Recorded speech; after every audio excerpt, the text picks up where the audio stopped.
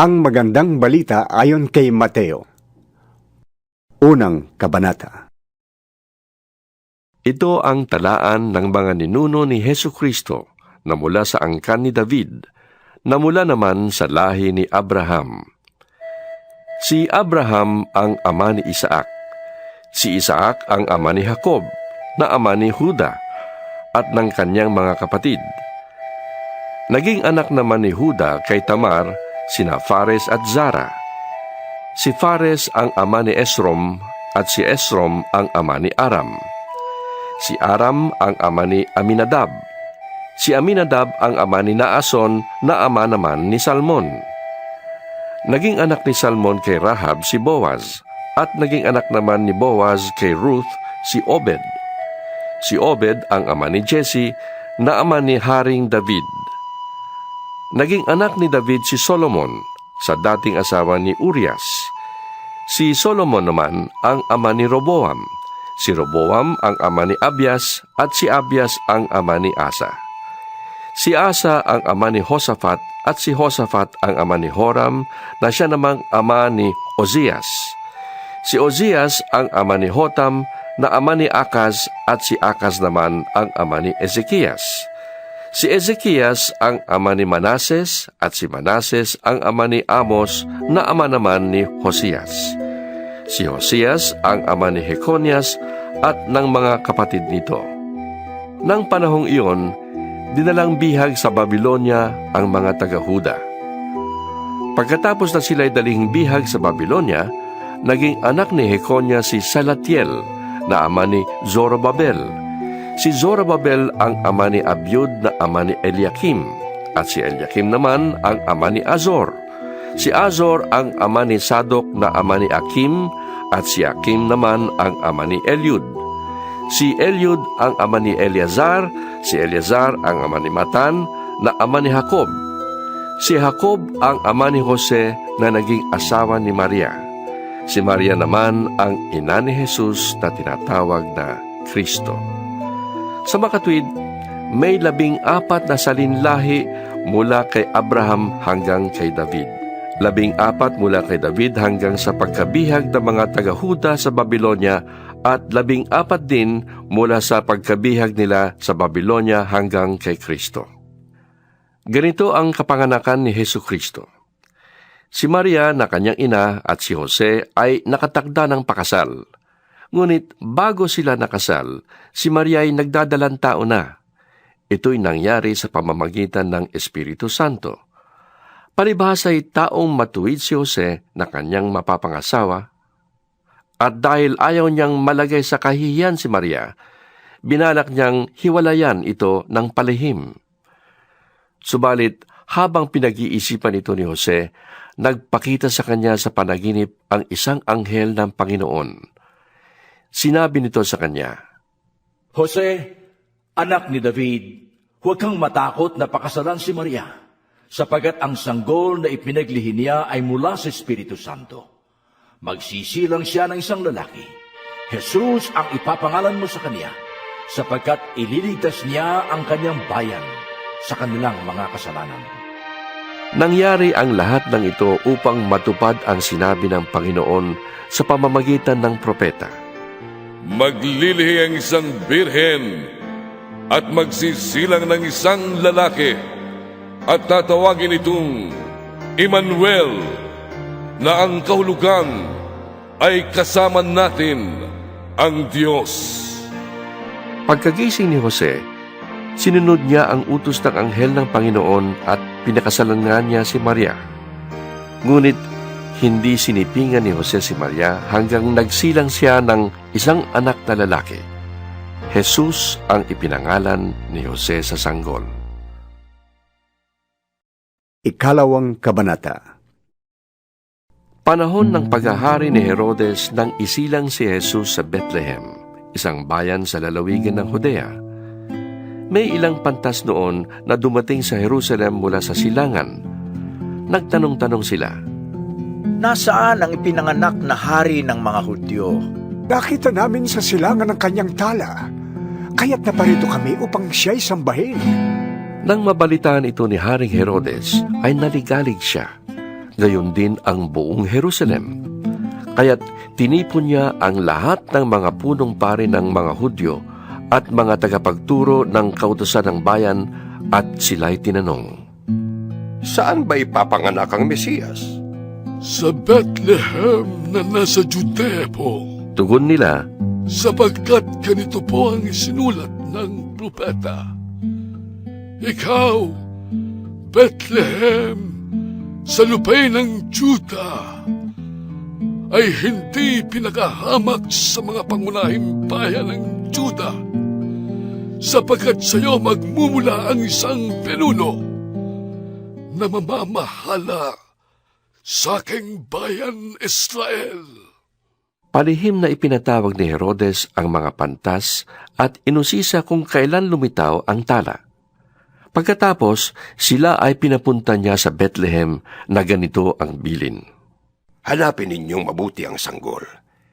Kapag nakita niyo siya, ipagbigay alam ninyo sa akin, upang ako malay makasamba rin sa kanya. Pagkarinig sa bilin ng hari, ay lumakad na nga ang mga pantas.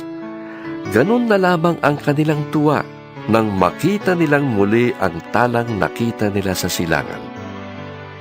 Pinangunahan sila nito hanggang sa tumigil ito sa tapat ng kinaroroonan ng bata. Pagpasok sa bahay, nakita nila ang bata sa piling ni Maria na kanyang ina. Nagpatira pa sila at sumamba sa bata. Binuksan nila ang kanilang mga sisidlan at inihandog sa kanya ang dala nilang ginto, insenso at mira. Nang sila'y papauwi na, nakatanggap sila ng babala sa pamamagitan ng panaginip na huwag nang bumalik kay Herodes, kaya't nag-iba na sila ng daan. Pagkaalis ng mga pantas, nagpakita kay Jose sa panaginip ang isang anghel ng Panginoon. Sinabi nito sa kanya, Bumangon ka't dalhin mo agad sa Ehipto ang magina. Hahanapin ni Herodes ang bata upang patayin. Kaya huwag kang aalis doon hanggat hindi ko sinasabi sa iyo. Dali-daling bumangon si Jose at nang gabi ring yun, dinala niya sa Ehipto ang mag-ina. Doon sila nanirahan hanggang sa mamatay si Herodes. Sa gayon, natupad ang sinabi ng Panginoon sa pamamagitan ng propeta. Tinawag ko ang aking anak mula sa Ehipto. Galit na galit si Herodes nang malaman niyang nilinlang siya ng mga pantas. Kaya't ipinapatay niya ang lahat ng batang lalaki sa Bethlehem at sa palibot nito mula sa gulang na 2 taon pababa, batay sa panahong sinabi sa kanya ng mga pantas. Sa gayoy, natupad ang sinabi ni Propeta Jeremias. Narinig sa Rama ang malakas na panagoy. Tinatangisan ni Raquel ang kanyang mga anak. Hindi siya maliw dahil sa pagkamatay nila. Pagkamatay ni Herodes, nagpakita kay Jose sa Ehipto ang isang anghel ng Panginoon sa pamamagitan ng isang panaginip. Sinabi sa kanya ng anghel, Bumangon ka. Iuwi mo na sa Israel ang mag-ina, sapagkat patay na ang mga nagtatangka sa buhay ng bata. Kaya't bumangon si Jose at iniuwi sa Israel ang mag-ina. Ngunit nang mabalitaan niyang naghahari sa Judea si Arkelao na anak ni Herodes, natakot siyang pumunta roon. At dahil sinabihan siya sa panaginip, sa Galilea sila tumuloy at doon nanirahan sa bayan ng Nazaret. Sa gayon, natupad ang sinabi ng mga propeta tungkol sa Mesiyas. Siya'y tatawaging Nazareno. 3 Kabanata. Nang mga panahong iyon, dumating si Juan na tagapagbautismo sa ilang ng Judea at nagsimulang mangaral. Ganito ang kanyang sinasabi, Pagsisihan na ninyo at talikdan ng inyong mga kasalanan, sapagkat malapit nang maghari ang Diyos. Si Juan ang tinutukoy ni Propeta Isaias nang isulat niya, May isang taong sumisigaw sa ilang, ihanda ninyo ang daranan ng Panginoon. Tuwirin ninyo ang kanyang mga landas. Yari sa balahibo ng kamelyo ang damit ni Juan at balat ng hayop ang kanyang pinakasinturon. Ang kanya namang pagkain ay balang at pulot-pukyutan. Dinayo siya ng mga tao mula sa Jerusalem, sa buong Judea at sa magkabilang panig ng Ilog Jordan.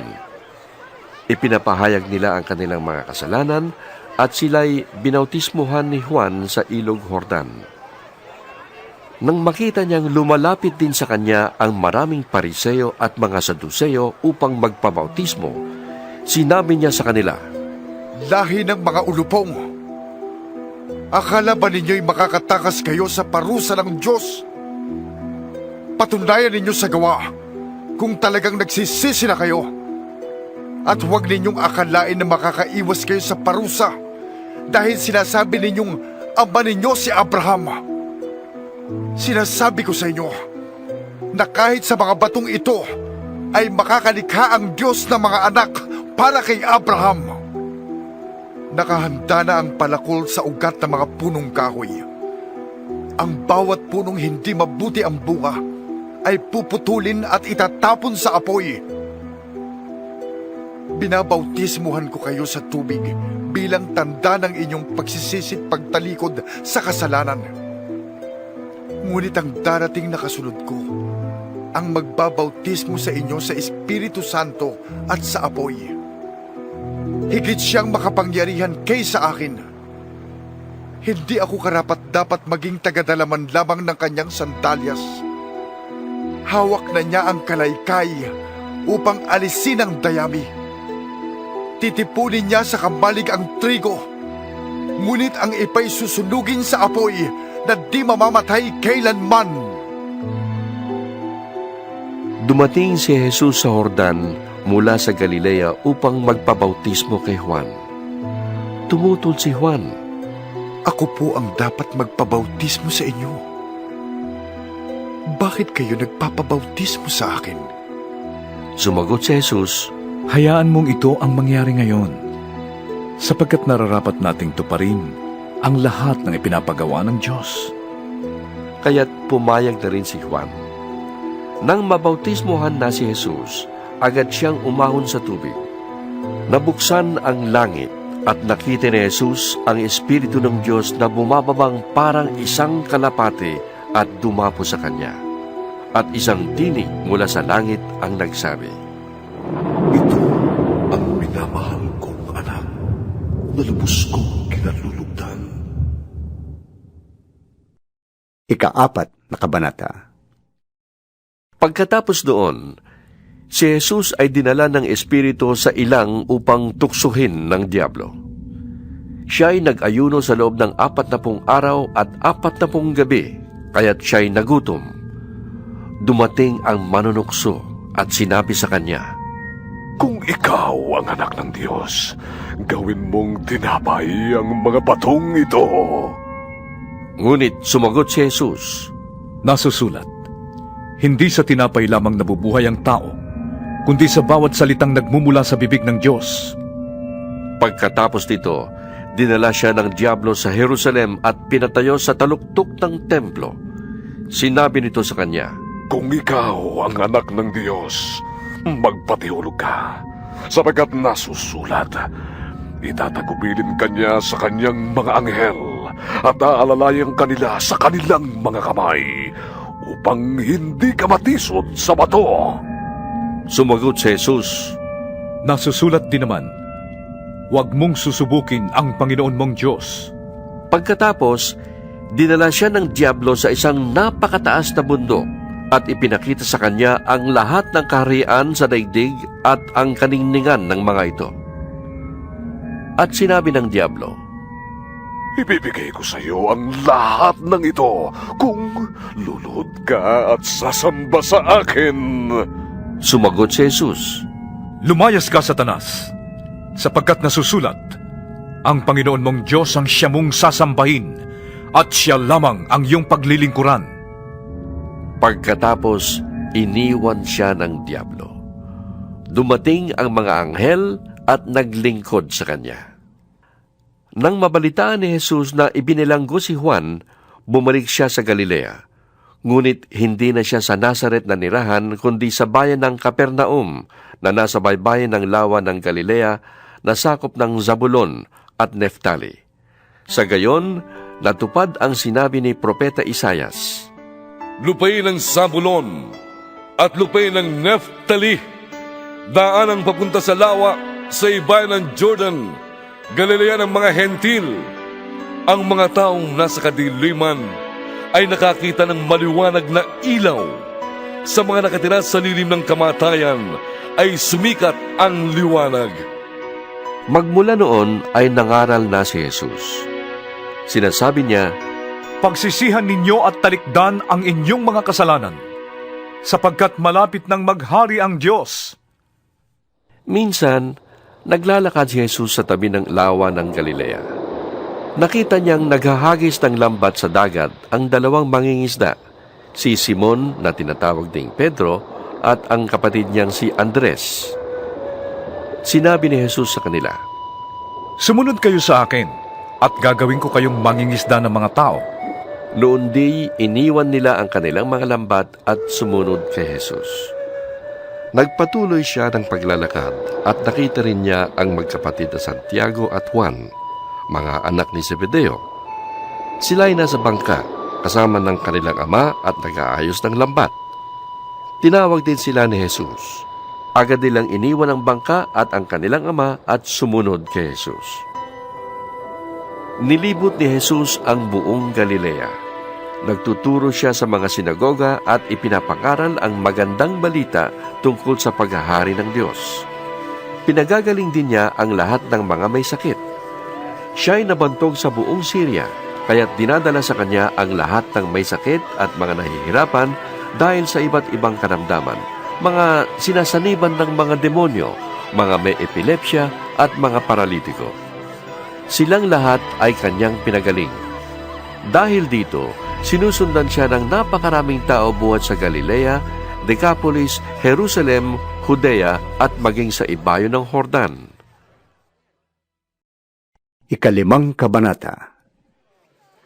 Nang makita ni Jesus ang napakaraming tao, umakyat siya sa bundok. Pagkaupo niya ay lumapit ang kanyang mga alagad at sila'y tinuruan niya ng ganito. Mapalad ang mga taong walang inaasahan kundi ang Diyos, sapagkat mapapabilang sila sa mga pinag-aharian ng Diyos. Mapalad ang mga nagdadalamhati, sapagkat aaliwin sila ng Diyos. Mapalad ang mga mapagpakumbaba, sapagkat tatamuhin nila ang ipinangako ng Diyos. Mapalad ang mga nagmimithing makatupad sa kalooban ng Diyos, sapagkat ipagkakaloob ng Diyos ang kanilang minimithi. Mapalad ang mga mahabagin, sapagkat kahabagan sila ng Diyos. Mapalad ang mga may malinis na puso, sapagkat makikita nila ang Diyos. Mapalad ang mga gumagawa ng paraan para sa kapayapaan, sapagkat sila ituturing ng Diyos na kanyang mga anak. Mapalad ang mga inuusig dahil sa kanilang pagsunod sa kalooban ng Diyos, sapagkat mapapabilang sila sa mga pinaghaharian ng Diyos. Mapalad kayo kapag dahil sa akin ay nilalait kayo ng mga tao, inuusig at pinaparatangan ng lahat ng uri ng kasamaan na pawang kasinungalingan. Magsaya kayo at magalak, sapagkat malaki ang inyong gantimpala sa langit. Gayon din ang ginawa ng mga tao sa mga propetang nauna sa inyo. Kayo'y asin ng sangkatauhan. Subalit kung mawala ng alat ang asin, paanong mapapaalat uli iyon? Wala na yung kabuluhan, kaya't itinatapon na lamang at tinatapakan ng mga tao. Kayo'y ilaw ng daigdig. Hindi ba itatago ang isang lunsod na nakatayo sa ibabaw ng isang burol? Walang taong nagsisindi ng ilaw, at pagkatapos ay inilalagay yon sa ilalim ng takalan. Sa halip, inilalagay yon sa talagang patungan upang matanglawan ang lahat ng nasa bahay. Gayon din naman, dapat ninyong paliwanagin ang inyong ilaw sa harap ng mga tao, upang makita nila ang inyong mabubuting gawa at papurihan ang inyong amang nasa langit. Huwag ninyong akalaing naparito ako upang pawalang bisa ang kautusan at ang mga turo ng mga propeta.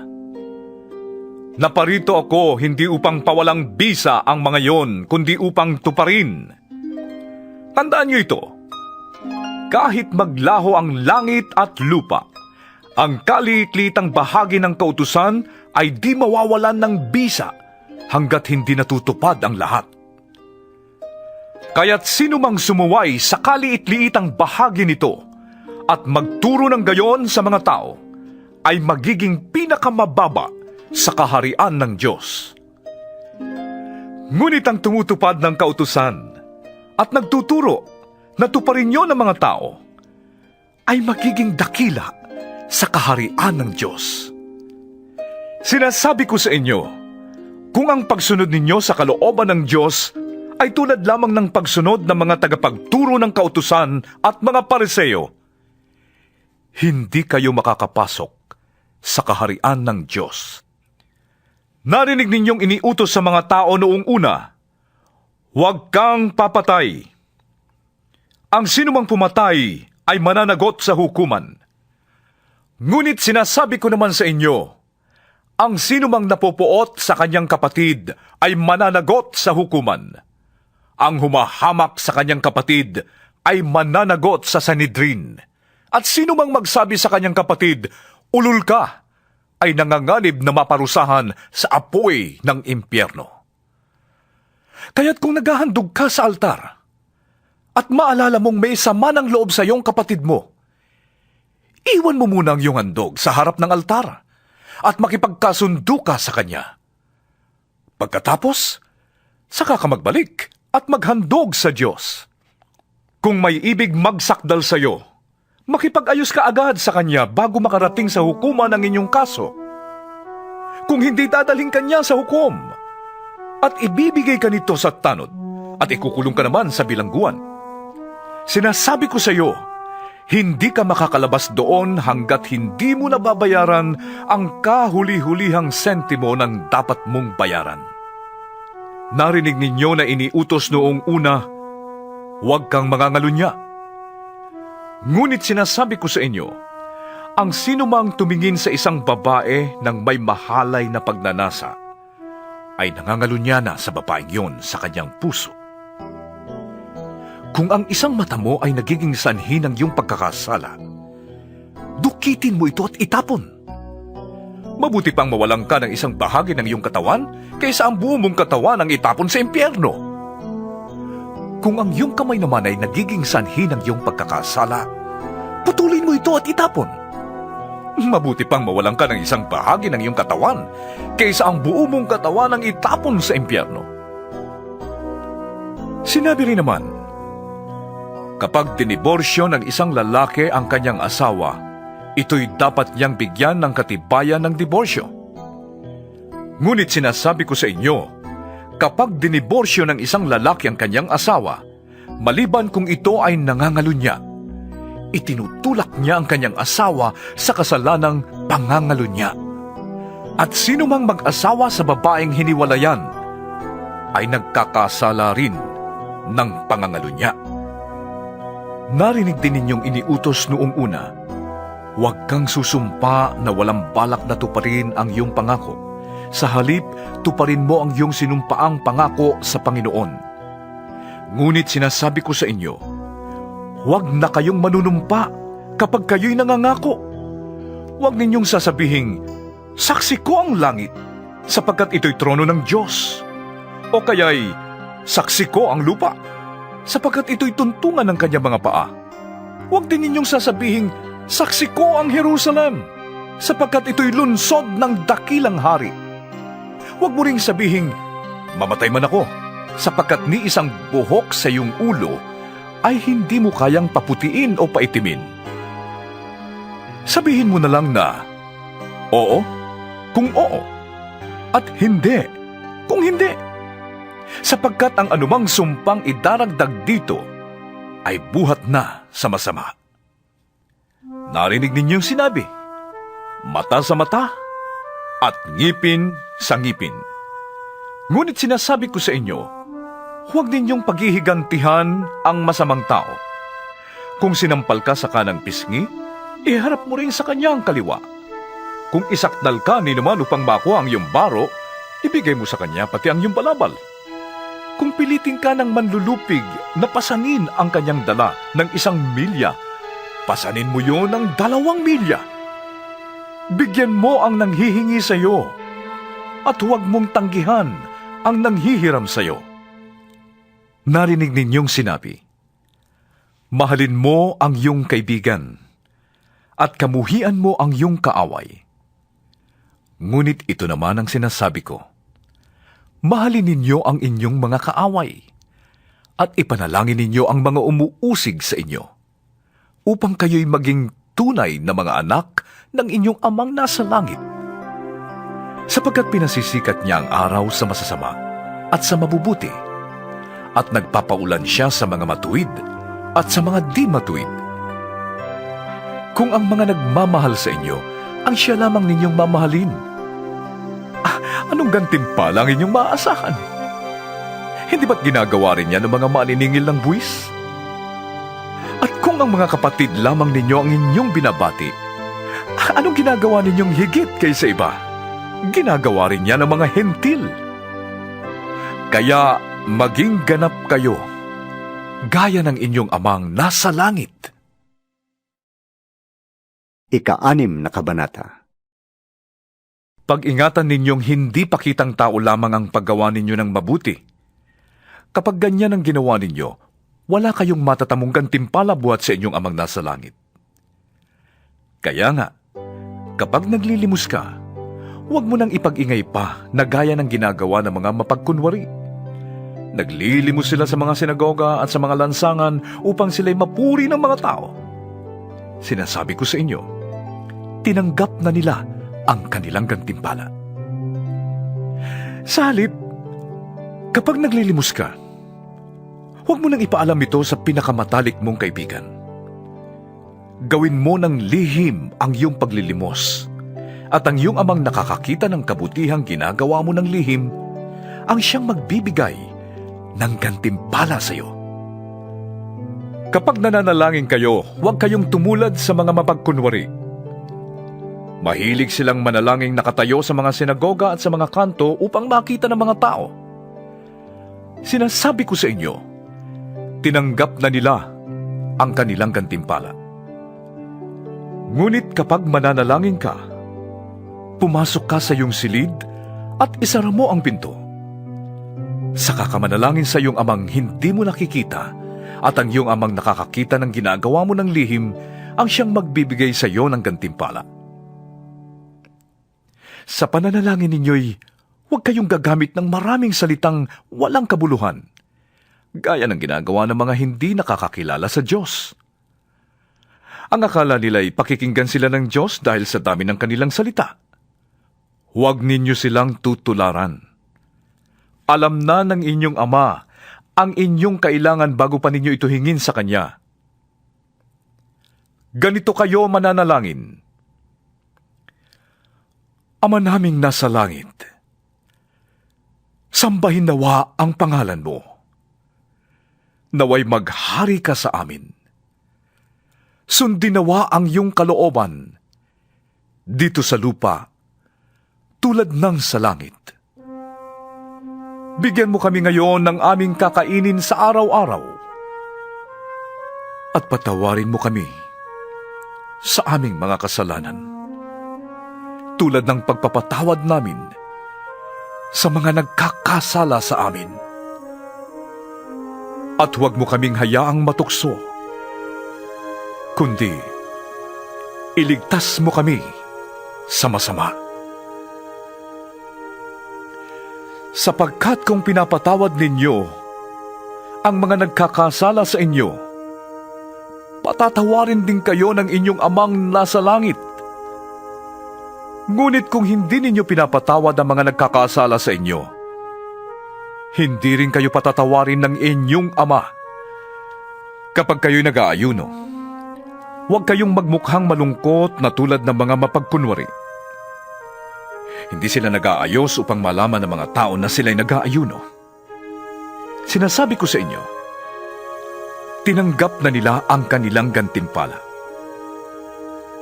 Sa halip, kapag ikaw ay nag-aayuno, maghilamos ka at mag-ayos ng buhok upang huwag mapansin ng mga tao na ikaw ay nag-aayuno. Ang iyong amang hindi mo nakikita, ang tanging makakaalam nito. Siya na nakakakita ng ginagawa mo ng lihim, ang siyang magbibigay ng gantimpala sa iyo. Huwag kayong mag-impok ng mga kayamanan dito sa lupa. Dito'y may naninirang bukbok at kalawang at may nakakapasok na magnanakaw. Sa halip, mag-impok kayo ng kayamanan sa langit. Dooy walang naninirang bukbok at kalawang, at walang nakakapasok na magnanakaw. Sapagkat kung saan naroroon ang iyong kayamanan, ay naroroon din ang iyong puso. Ang mata, ang pinakailaw ng katawan. Kung malinaw ang iyong paningin, paliliwanagan ang iyong buong katawan. Ngunit kung malabo ang iyong paningin, mapupuno ng kadiliman ang iyong buong katawan. Kaya't kung ang liwanag mo'y kadiliman, talagang napakadilim yan. Walang aliping makakapaglingkod sa dalawang Panginoon sapagkat kapupuotan niya ang isa at iibigin ang ikalawa. Paglilingkuran ng tapat ang isa at hahamakin ang ikalawa. Hindi kayo maaaring maglingkod sa Diyos at sa kayamanan. Kaya't sinasabi ko sa inyo, huwag kayong mabalisa tungkol sa inyong kakainin, iinumin o isusuot. Hindi ba't ang buhay ay higit na mahalaga kaysa pagkain at ang katawan kaysa damit? Masdan ninyo ang mga ibon. Hindi sila nagtatanim ni umaani o kaya'y nagtitipon sa kamalig. Ngunit pinapakain sila ng inyong amang nasa langit. Hindi ba't higit kayong mahalaga kaysa mga ibon? Sino sa inyo ang makapagpapahaba ng kanyang buhay kahit kaunti man lamang sa pamamagitan ng kanyang pagkabalisa? At bakit kayo nababalisa tungkol sa pananamit?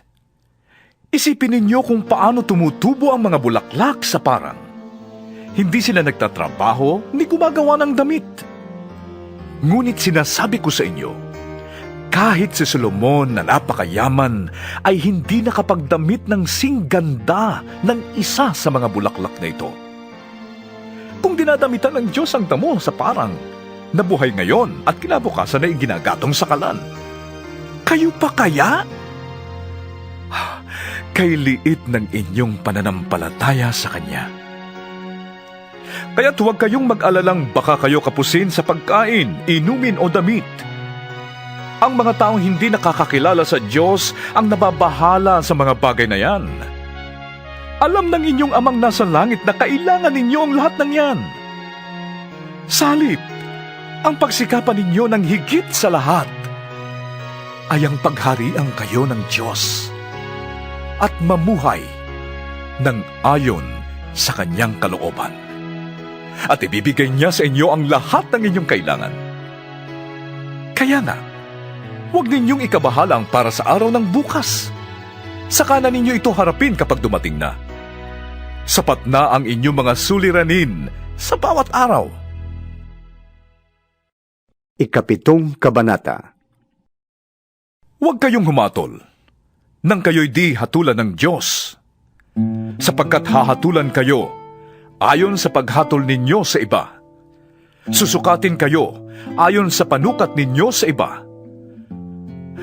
Bakit mo nakikita ang puwing sa mata ng iyong kapatid, ngunit hindi mo pansin ang trosong nasa iyong mata?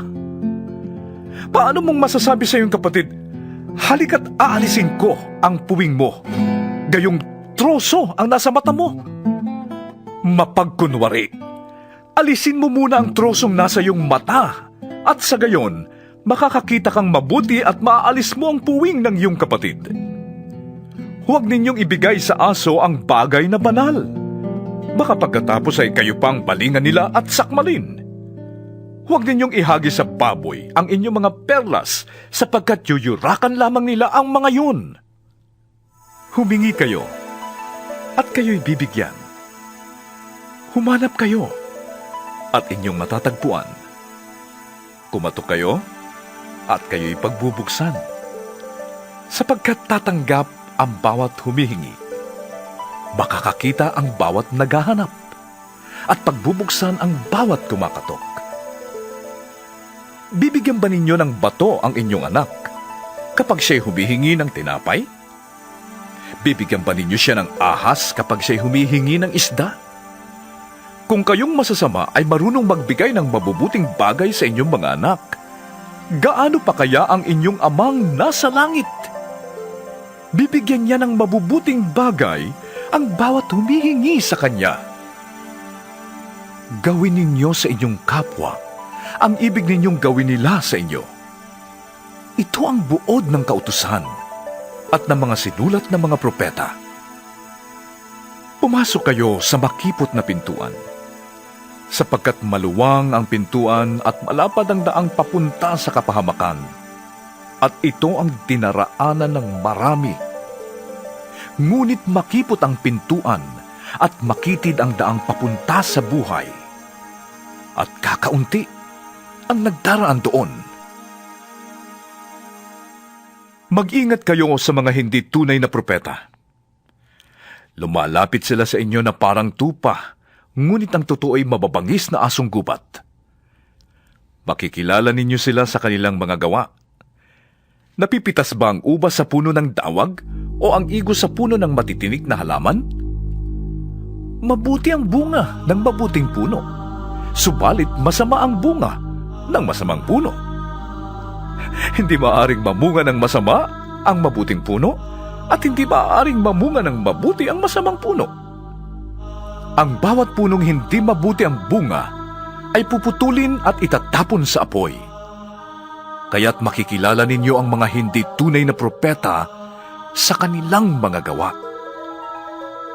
Hindi lahat ng tumatawag sa akin, Panginoon, Panginoon, ay papasok sa kaharian ng langit, kundi ang sumusunod lamang sa kalooban ng aking amang nasa langit.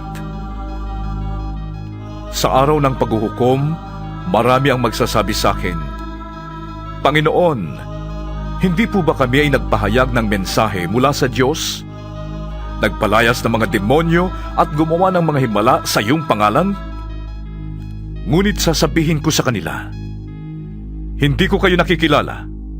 Lumayo kayo sa akin, mga mahilig gumawa ng masama. Kaya't ang bawat nakikinig at nagsasagawa ng mga aral kong ito ay may tutulad sa isang taong matalino na nagtayo ng kanyang bahay na ang pundasyon ay bato. Umulan ng malakas, bumaha, at binayo ng malakas na hangin ang bahay na yon. Ngunit hindi nagiba sapagkat nakatayo sa bato. Ang bawat nakikinig ng aking salita, ngunit hindi naman nagsasagawa ng mga aral na ito, ay may tutulad naman sa isang taong hangal na nagtayo ng kanyang bahay sa buhanginan. Umulan ng malakas, bumaha at binayo ng malakas na hangin ang bahay. Bumagsak ang bahay at lubusang nawasak. Namangha kay Jesus ang mga tao nang kanilang marinig ang mga turong ito, sapagkat nagturo siya ng may kapangyarihan, hindi tulad ng mga tagapagturo ng kautusan. 8 Kabanata. Nang makababa si Jesus mula sa bundok, sinundan siya ng napakaraming tao. Lumapit sa kanya ang isang ketongin at lumuhod sa harapan niya.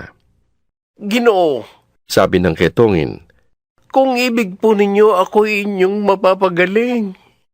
hinawakan siya ni Jesus at sinabi, Oo, ibig ko gumaling ka. at gumaling nga agad ang ketongin. Pagkatapos, sinabi sa kanya ni Jesus, Huwag mo itong sasabihin kanino man. Pumunta ka't magpasuri sa pare. Pagkatapos mag-alay ka ng handog na iniutos ni Moises bilang patotoo sa mga tao na magaling ka na. Pagpasok ni Jesus sa Kapernaum, lumapit sa kanya ang isang kapitan ng hukbong Romano at nakiusap. Ginoo, ang katulong ko po ay naparalisado. Siya po'y nakaratay sa bahay at lubhang nahihirapan. Sinabi ni Jesus, Pupuntahan ko siya at pagagalingin. ngunit sumagot sa kanya ang kapitan, Ginoo, hindi po ako karapat-dapat na puntahan pa ninyo sa aking bahay. Sabihin lamang po ninyo at gagaling na ang aking katulong. Ako'y nasa ilalim ng mga nakatataas na pinuno at may nasasakupan din akong mga kawal. Kapag inutusan ko ang isa, pumunta ka roon at siya'y pumupunta. At ang isa naman, halika at siya'y lumalapit. Kapag sinabi ko sa aking alipin, gawin mo ito, ginagawa nga niya yun. namangha si Jesus nang marinig ito at sinabi niya sa mga taong sumusunod sa kanya, Sinasabi ko sa inyo, hindi pa ako nakakita ng ganito kalaking pananampalataya maging sa buong Israel man.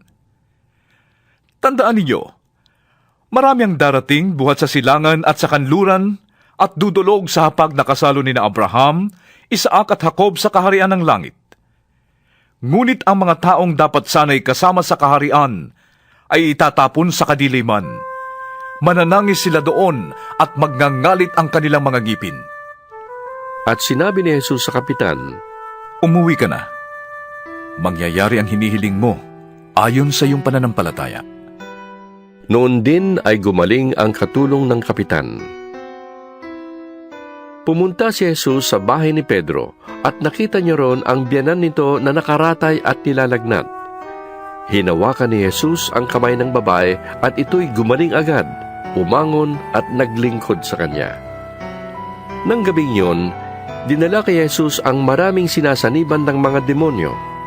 Sa isang salita lamang ay pinalayas niya ang masasamang espiritu at pinagaling ang lahat ng may karamdaman. Ginawa niya ito upang matupad ang sinabi ni Propeta Isayas.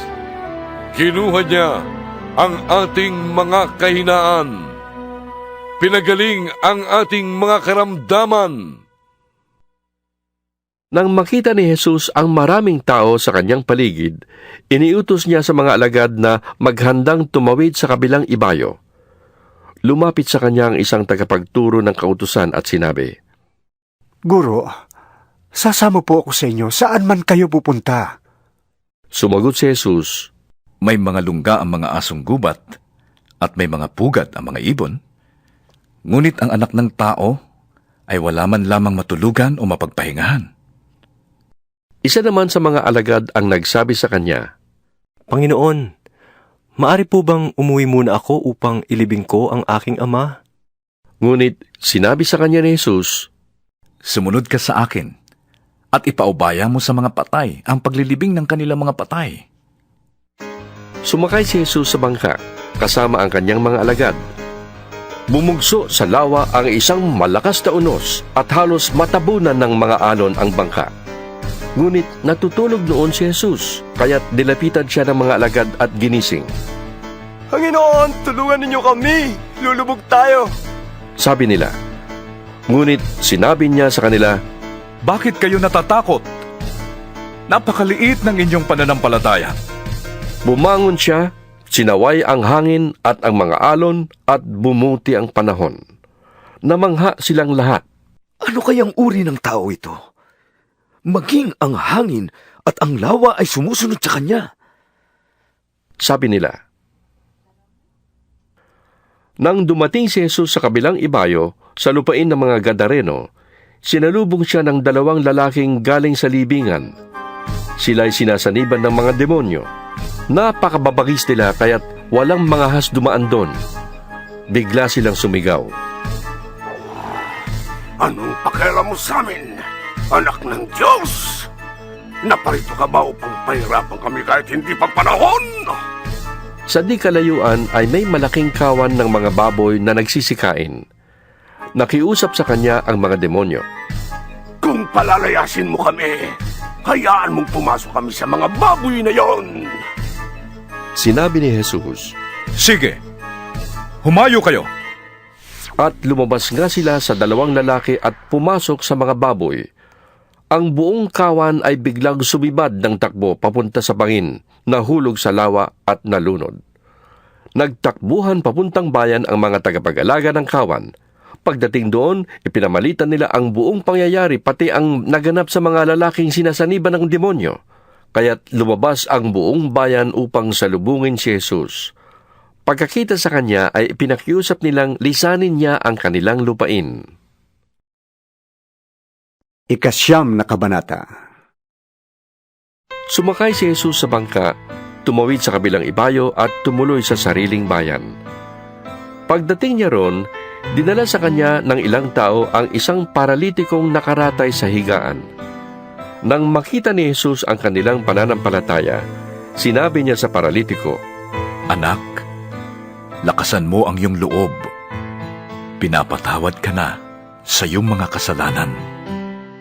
May ilang tagapagturo ng kautusan na naroon at sinabi nila sa kanilang sarili, Nilalapastangan niya ang Diyos. alam ni Jesus ang kanilang iniisip, kaya't sinabi niya, Bakit kayo nag-iisip ng ganyan? Alin ba ang mas madali? Ang sabihing pinapatawad na ang iyong mga kasalanan? O ang sabihing tumindig ka at lumakad? Patutunayan ko sa inyong ang anak ng tao ay may kapangyarihang magpatawad ng mga kasalanan dito sa lupa. at sinabi niya sa paralitiko, Tumindig ka. Buhatin mo ang iyong higaan at umuwi ka na.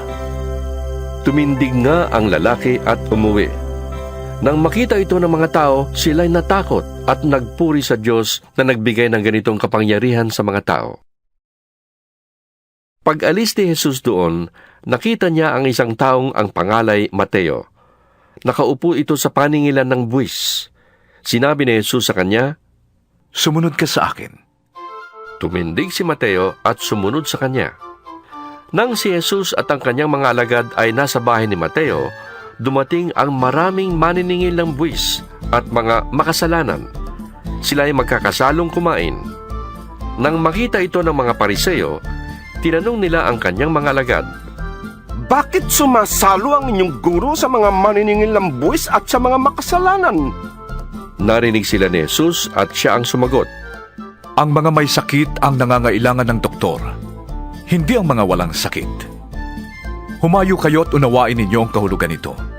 Hindi ang inyong handog sa akin ang nais ko, kundi ang maging mahabagin kayo. Sapagkat naparito ako upang tawagin ang mga makasalanan, hindi ang mga matuwid.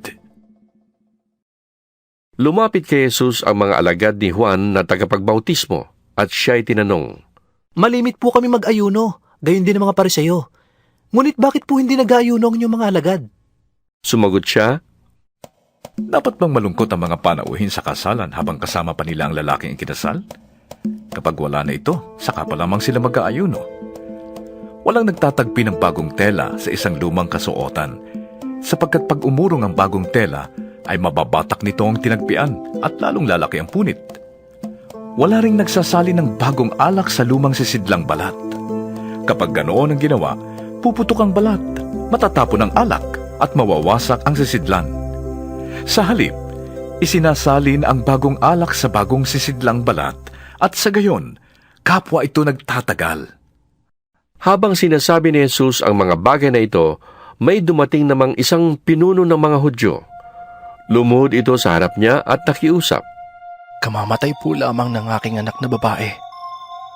Sumama po kayo sa akin at ipaatong ninyo ang inyong kamay sa kaniya at siya'y mabubuhay. Tumindig si Jesus at sumama sa kanya, gayon din ang kanyang mga alagad.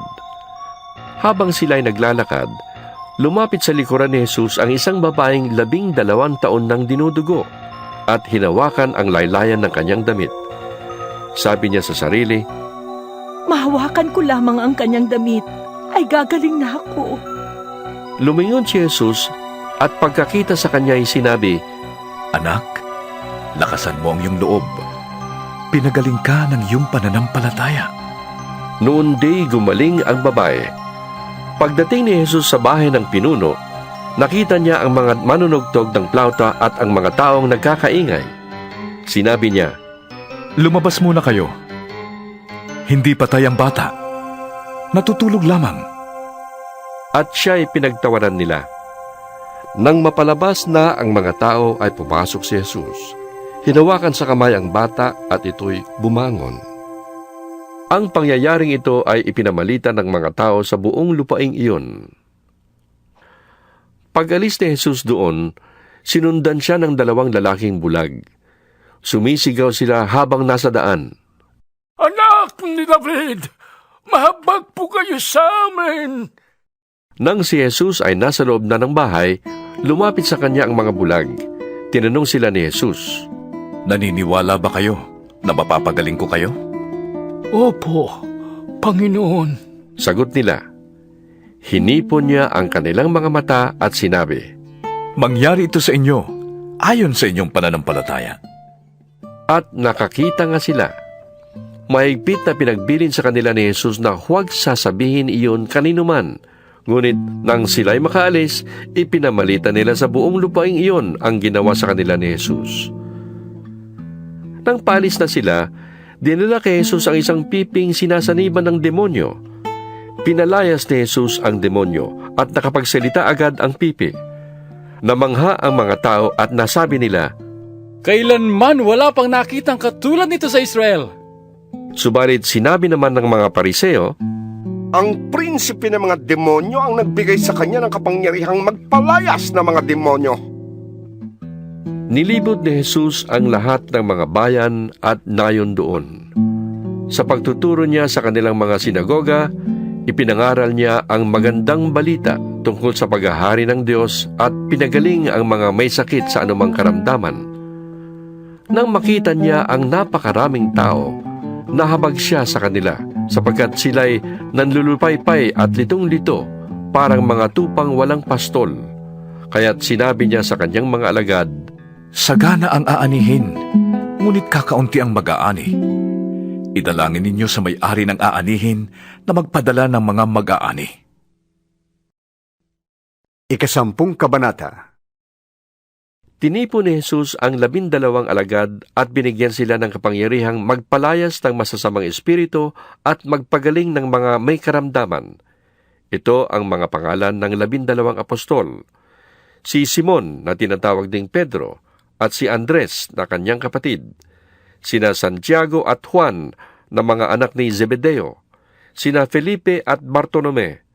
Sina Tomas at Mateong maniningil ng buwis. Si Santiago ang anak ni Alfeo at si Tadeo, si Simon ang makabayan at si Judas Iscariote ang nagkanulok kay Jesus. Ang 12 ito'y sinugo ni Jesus at kanyang pinagbilinan. Huwag kayong pupunta sa lugar ng mga hentil o sa alinmang bayan ng mga Samaritano. Sa halip, hanapin ninyo ang mga nawawalang tupa ng sambahayan ng Israel. Humayo kayo't ipangaral na malapit ng maghari ang Diyos. Pagalingin ninyo ang mga may sakit at buhayin ang mga patay. Pagalingin ninyo ang mga kiadongin at palayasin ang mga demonyo. Yamang tumanggap kayo ng walang bayad, magbigay naman kayo ng walang bayad. Huwag kayong magdala ng pera, maging ginto, pilak o tanso. Sa inyong paglalakbay, huwag din kayong magbaon ng pagkain, bihisan, pampalit na sandalyas o tungkod, sapagkat ang manggagawa ay karapat-dapat tumanggap ng kanyang kailangan upang mabuhay.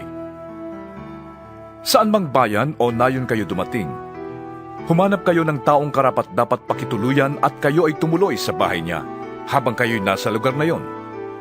Pagpasok ninyo sa bahay, sabihin ninyo, maghari nawa ang kapayapaan sa bahay na ito. Kung karapat-dapat ang mga nakatira doon, panatilihin ninyo sa kanila ang inyong pagpapala. Ngunit kung hindi, bawiin ninyo yon. At kung ayaw kayong tanggapin o pakinggan sa isang tahanan o bayan, umalis kayo roon at ipagpag ninyo ang alikabok sa inyong mga paa. Sinasabi ko sa inyo, sa araw ng paghuhukom, ay higit na mabigat ang parusang igagawad sa mga tao sa bayang yon, kaysa sa mga taga-Sodoma at taga-Gomora. Alalahanin ninyo, sinusugo ko kayo na parang mga tupa sa gitna ng mga asong gubat. Kaya't maging matalino kayong gaya ng ahas at matapat gaya ng kalapati. Mag-ingat kayo, sapagkat may mga taong magbibintang sa inyo sa harap ng Sanhedrin. Hahagupitin kayo sa mga sinagoga dahil sa akin. Ihaharap kayo sa mga gobernador at sa mga hari, subalit magpapatotoo kayo sa harap nila at ng mga hentil. Kapag nililitis na kayo, huwag kayong mabahala kung ano ang sasabihin ninyo o kung paano kayo magpapatotoo. Pagdating ng oras, ito ipagkakaloob sa inyo. Hindi kayo ang magsasalita, kundi ang Espiritu ng inyong Ama ang magsasalita sa pamamagitan ninyo. Ipapahamak ng kapatid ang kanyang kapatid upang ipapatay. Gayon din ang gagawin ng ama sa kanyang anak. Lalaban ng mga anak sa kanilang mga magulang at ipapapatay nila ang mga ito. Kapopuotan kayo ng lahat dahil sa akin. Ngunit ang mananatiling tapat hanggang wakas ang siyang maliligtas. Kapag inusig kayo sa isang bayan, tumakas kayo sa kasunod. Sinasabi ko sa inyo, bago ninyo mapuntahan ang lahat ng bayan ng Israel, ay darating na ang anak ng tao.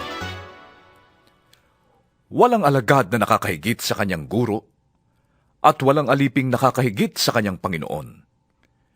Sapat nang matulad ang alagad sa kanyang guro, at ang alipin sa kanyang Panginoon. Kung ang ama ng sambahayan ay tinawag nilang Beelzebul, lalo na nilang lalaitin ang kanyang mga kasambahay. Kaya huwag kayong matakot sa kanila. Walang natatago na di malalantad at walang nalilihim na di mabubunyag. Ang sinasabi ko sa inyo sa dilim ay ulitin ninyo sa liwanag, at ang ibinubulong sa inyo ay inyong ipagsigawan. Huwag ninyong katakutan ang pumapatay ng katawan, ngunit hindi naman nakakapatay ng kaluluwa. Sa halip, ang katakutan ninyo ay ang Diyos na nakakalipol ng kaluluwa at katawan sa impyerno. Hindi ba't ipinagbibili sa halagang 1 pera ang 2 maya? Gayunman kahit isa sa kanila ay hindi nahuhulog sa lupa kung hindi kalooban ng inyong Ama. At kayo, maging ang buhok ninyo'y bilang niyang lahat. Kaya huwag kayong matakot. Higit kayong mahalaga kaysa maraming maya. Ang sinumang kumikilala sa akin sa harap ng mga tao, ay kikilalanin ko rin naman sa harap ng aking Amang nasa langit. Ngunit ang hindi kumikilala sa akin sa harap ng mga tao, ay hindi ko rin kikilalanin sa harap ng aking Amang nasa langit. Huwag ninyong isiping naparito ako upang magdala ng kapayapaan sa lupa. Naparito ako upang magdala ng tabak, hindi kapayapaan. Naparito ako upang paglabanin ang anak na lalaki at ang kanyang ama, ang anak na babae at ang kanyang ina, at ang manugang na babae at ang kanyang biyanang babae. At ang magiging kaaway ng isang tao ay ang kanya na ring mga kasambahay. Ang umiibig sa kanyang ama o ina ng higit sa akin ay hindi karapat-dapat sa akin. At ang umiibig sa kanyang anak ng higit sa akin ay hindi karapat-dapat sa akin. Ang ayaw magpasa ng kanyang krus at sumunod sa akin ay hindi karapat-dapat sa akin. Ang nagsisikap na mapanatili ang kanyang buhay ay siyang mawawalan nito.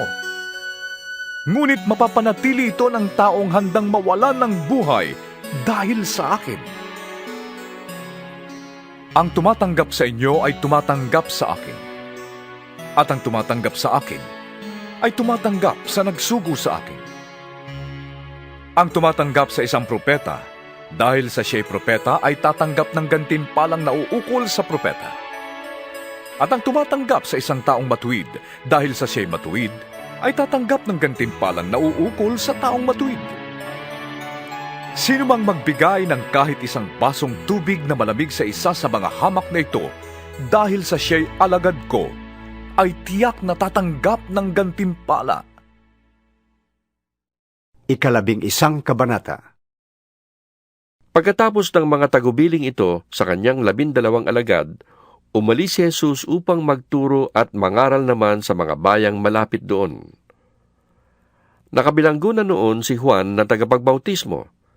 Nabalitaan niya ang mga ginagawa ni Kristo kaya't nagsugo siya ng kanyang mga alagad upang itanong, Kayo po bang ipinangakong darating? O maghihintay pa kami ng iba?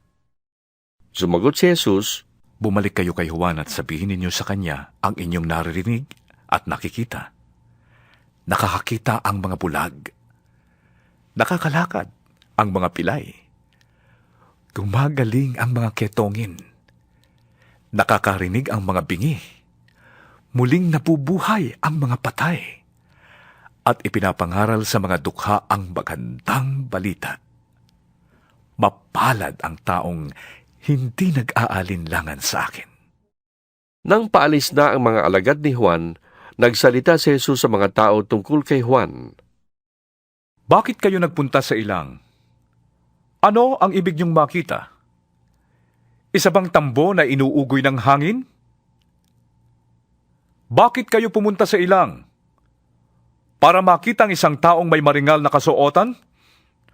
Ang mga nagdaramit ng ganyan ay nasa palasyo ng mga hari. Ano nga ba ang ibig niyong makita? Isang propeta? Oo, siya'y propeta. At sinasabi ko sa inyo, higit pa siya sa propeta. Sapagkat si Juan ang tinutukoy ng kasulatan. Narito ang aking sugo na mauuna sa iyo. Iyahanda niya ang iyong daraanan. Sinasabi ko sa inyo, higit na dakila si Juan na tagapagbautismo kaysa sinumang isinilang sa daigdig. Ngunit ang pinakahamak sa mga pinagaharian ng Diyos ay mas dakila kaysa kanya. Mula nang mangaral si Juan na tagapagbautismo hanggang ngayon, ang kaharian ng Diyos ay sapilitang pinapasok ng mga taong mararahas. Sapagkat hanggang sa dumating si Juan, ang mga propeta at ang kautusan ay nagpahayag tungkol sa paghahari ng Diyos. Kung naniniwala kayo sa pahayag na ito, si Juan na nga ang Elias na ipinangakong darating. Ang mga may pandinig ay makinig. Saan ko ihahambing ang mga tao sa panahong ito? Ang katulad nila'y mga batang nakaupo sa plaza at sumisigaw ng ganito sa kanilang mga kalaro. Tinugtugan namin kayo ng plauta, ngunit ayaw ninyong sumayaw. Umawit kami ng awit ng pagluluksa, ngunit ayaw ninyong tumangis. Sapagkat nakita nila si Juan na nag-aayuno at di umiinom ng alak, at ang sabi nila, sinasaniban ng demonyo ang taong yan. Nakita naman nila ang anak ng tao na kumakain at umiinom, at ang sabi naman nila, tingnan ninyo ang taong ito. Matakaw, naglalasing, at kaibigan ng mga maniningilang buwis at makasalanan. Gayunman, ang karunungan ng Diyos ay napapatunayang tama sa pamamagitan ng kanyang mga gawa. Pagkatapos, sinumbatan ni Jesus ang mga bayang nakasaksi sa maraming himalang ginawa niya roon sapagkat hindi sila nagsisit tumalikod sa kanilang mga kasalanan. Sinabi niya, Kawawa ka, Corazin! Kawawa ka, Bethsaida! Sapagkat kung sa Tiro at Sidon ginawa ang mga himalang ginawa sa inyo, malao na sanang nagdamit ng sako at naupo sa abo ang mga taga-roon bilang tanda ng kanilang pagsisisi. Ngunit sinasabi ko sa inyo, sa araw ng paghuhukom ay mas mabigat na parusa ang sasapitin ninyo kaysa sa mga taga-Tiro at taga-Sidon.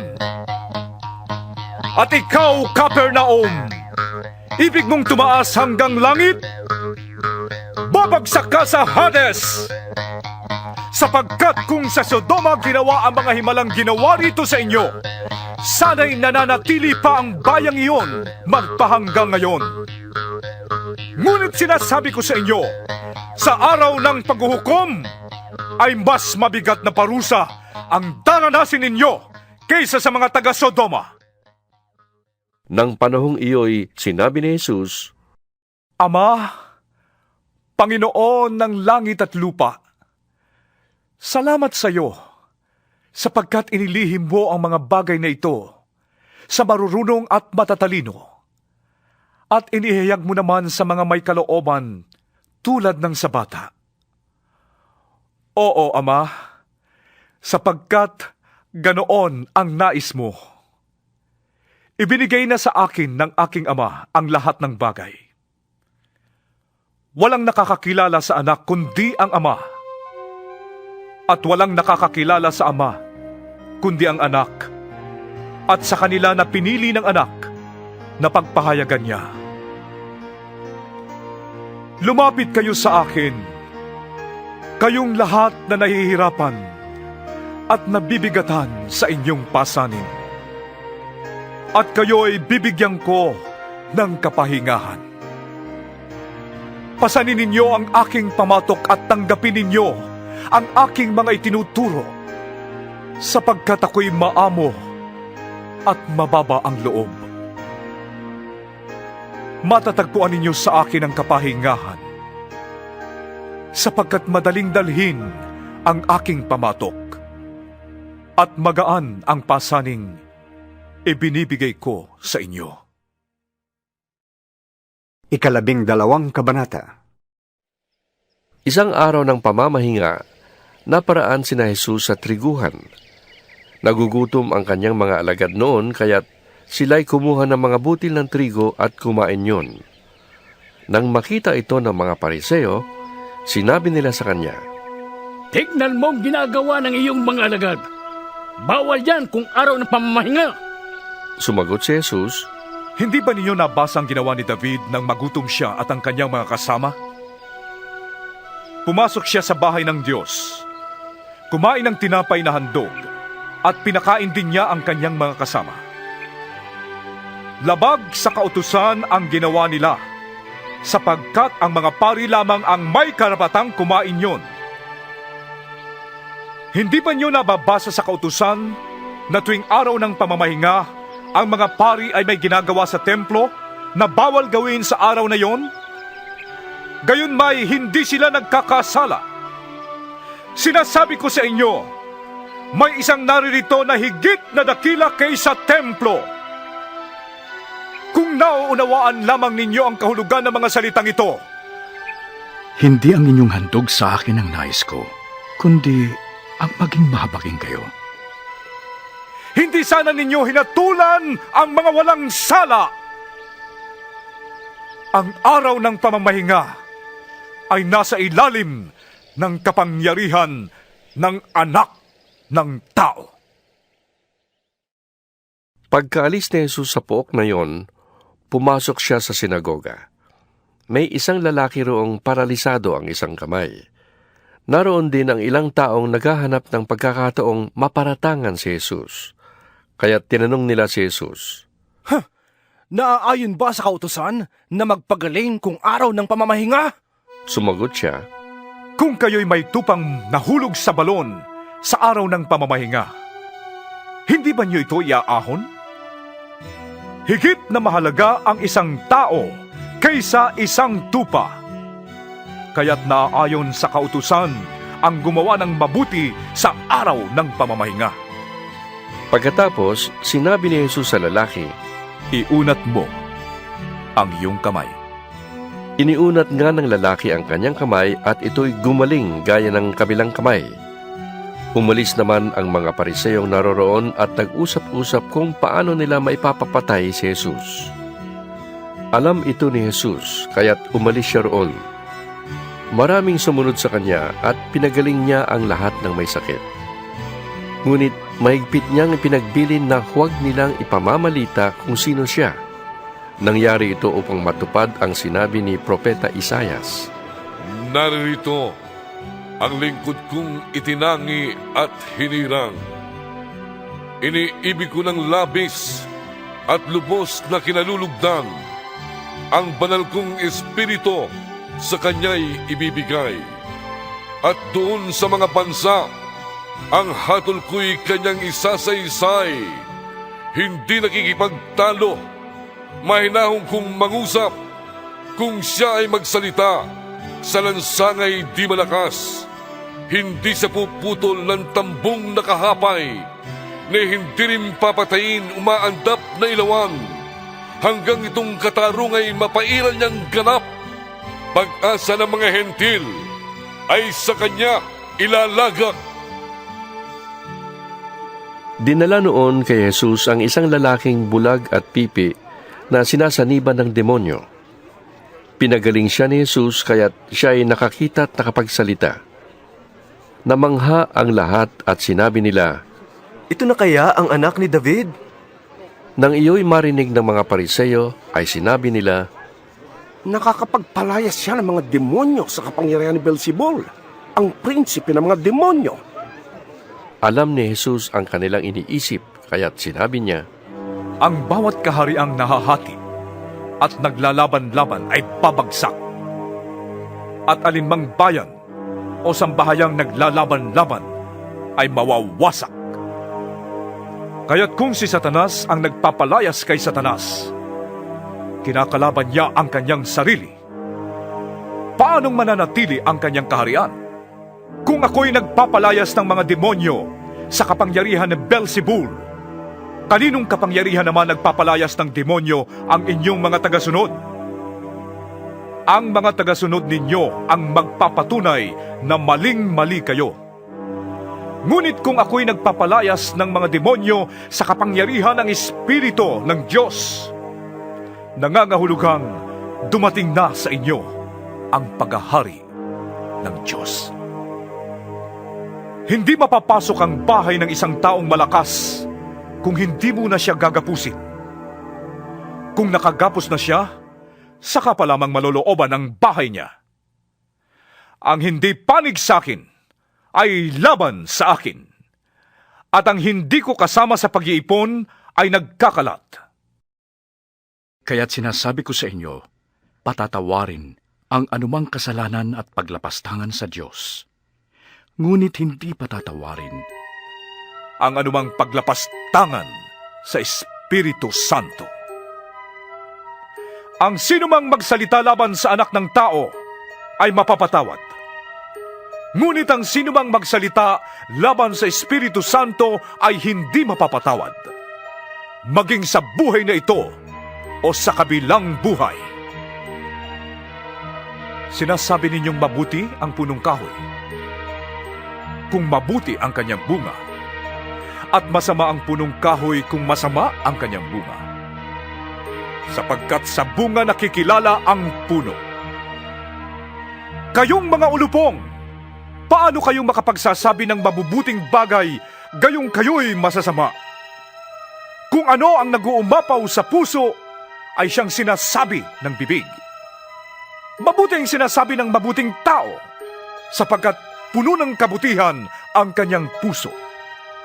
Masama ang sinasabi ng masamang tao, sapagkat puno ng kasamaan ang kanyang puso.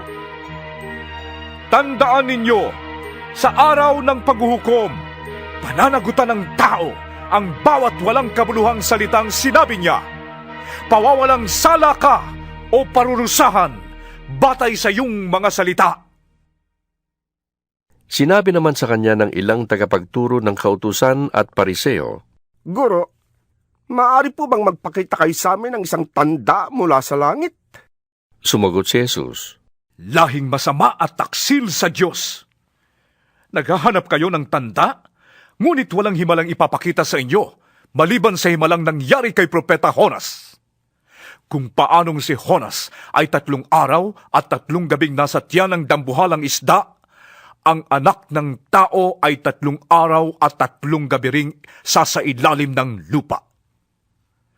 Sa araw ng paghuhukom, titindig ang mga taga-Ninive at sasaksi laban sa lahing ito, sapagkat nagsisi sila matapos pangaralan ni Jonas. Ngunit higit pa kay Jonas ang naririto. Sa araw na yon, titindig din ang reyna ng timog at sasaksi laban sa lahing ito, sapagkat naglakbay siya mula sa dulo ng daigdig upang masaksihan ang karunungan ni Solomon. Ngunit higit pa kay Solomon ang naririto ngayon. Kapag ang masamang espiritu ay lumabas mula sa isang tao, siya'y gumagala sa mga lupaing tigang upang maghanap ng mapagpapahingahan.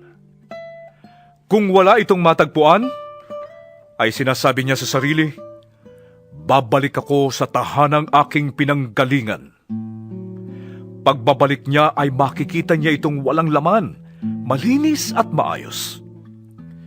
Kaya't aalis siya at magsasama pa ng 7 espiritong mas masama pa kaysa sa kanya at papasok sila at maninirahan doon.